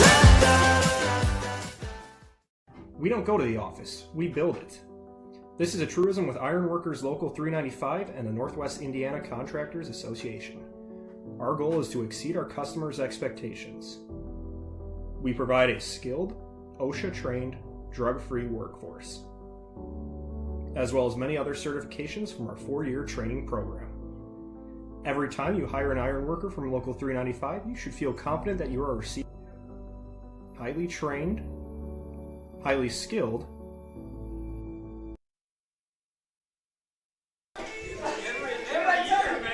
and welcome back to the post-game show. I'm Zach Carr alongside Jackson Baker, and that one's going to be a tough one to swallow. For sure, especially for dropping and getting swept in the series. What do you take away from that game? I think what I take away is the fact that you still had five guys, 5 of your batters, tallying RBI. You had 2 home runs in that first inning, back to back. So hitting was definitely there, and you found it in the pitching staff too. You found Turek, who started off really well and then had to exit, and even some of your younger guys, Buck Holtz and Jack West, were able to come through and still get some clutch strikeouts. It just came down to that final play being a little down and under and just falling out and away from them. And I truly think for the Oilmen, you do have to take away a couple positives just because it was a back-and-forth game, high-scoring game. You know you have your bats, and the problem is, what is your thought process on the last play of the game and the triple as well? Do you go full out on that, or do you let that drop and allow that only for a single? I think I would have let that drop because even if he makes it to second, just running for it, you have a chance to get him out at second. You know, going all out and trying to dive for it was a little over-exaggeration, and just let the ball get past him, and that's what led to ultimately that run being able to score. And Turk started off the game pitching fantastically until he unfortunately went out with some sort of injury, and we hope he's okay and comes back soon. But the Oilmen drop the season opener series to the Lake County CornDogs, and this is the 9th consecutive game they have dropped to the CornDogs. We will see you on Wednesday in Highland, and they will be taking on the Indiana Panthers. Everyone, I hope you enjoy your Memorial Day weekend, and we will see you then. I'm Zach Carr alongside Jackson Baker. Enjoy the rest of your night.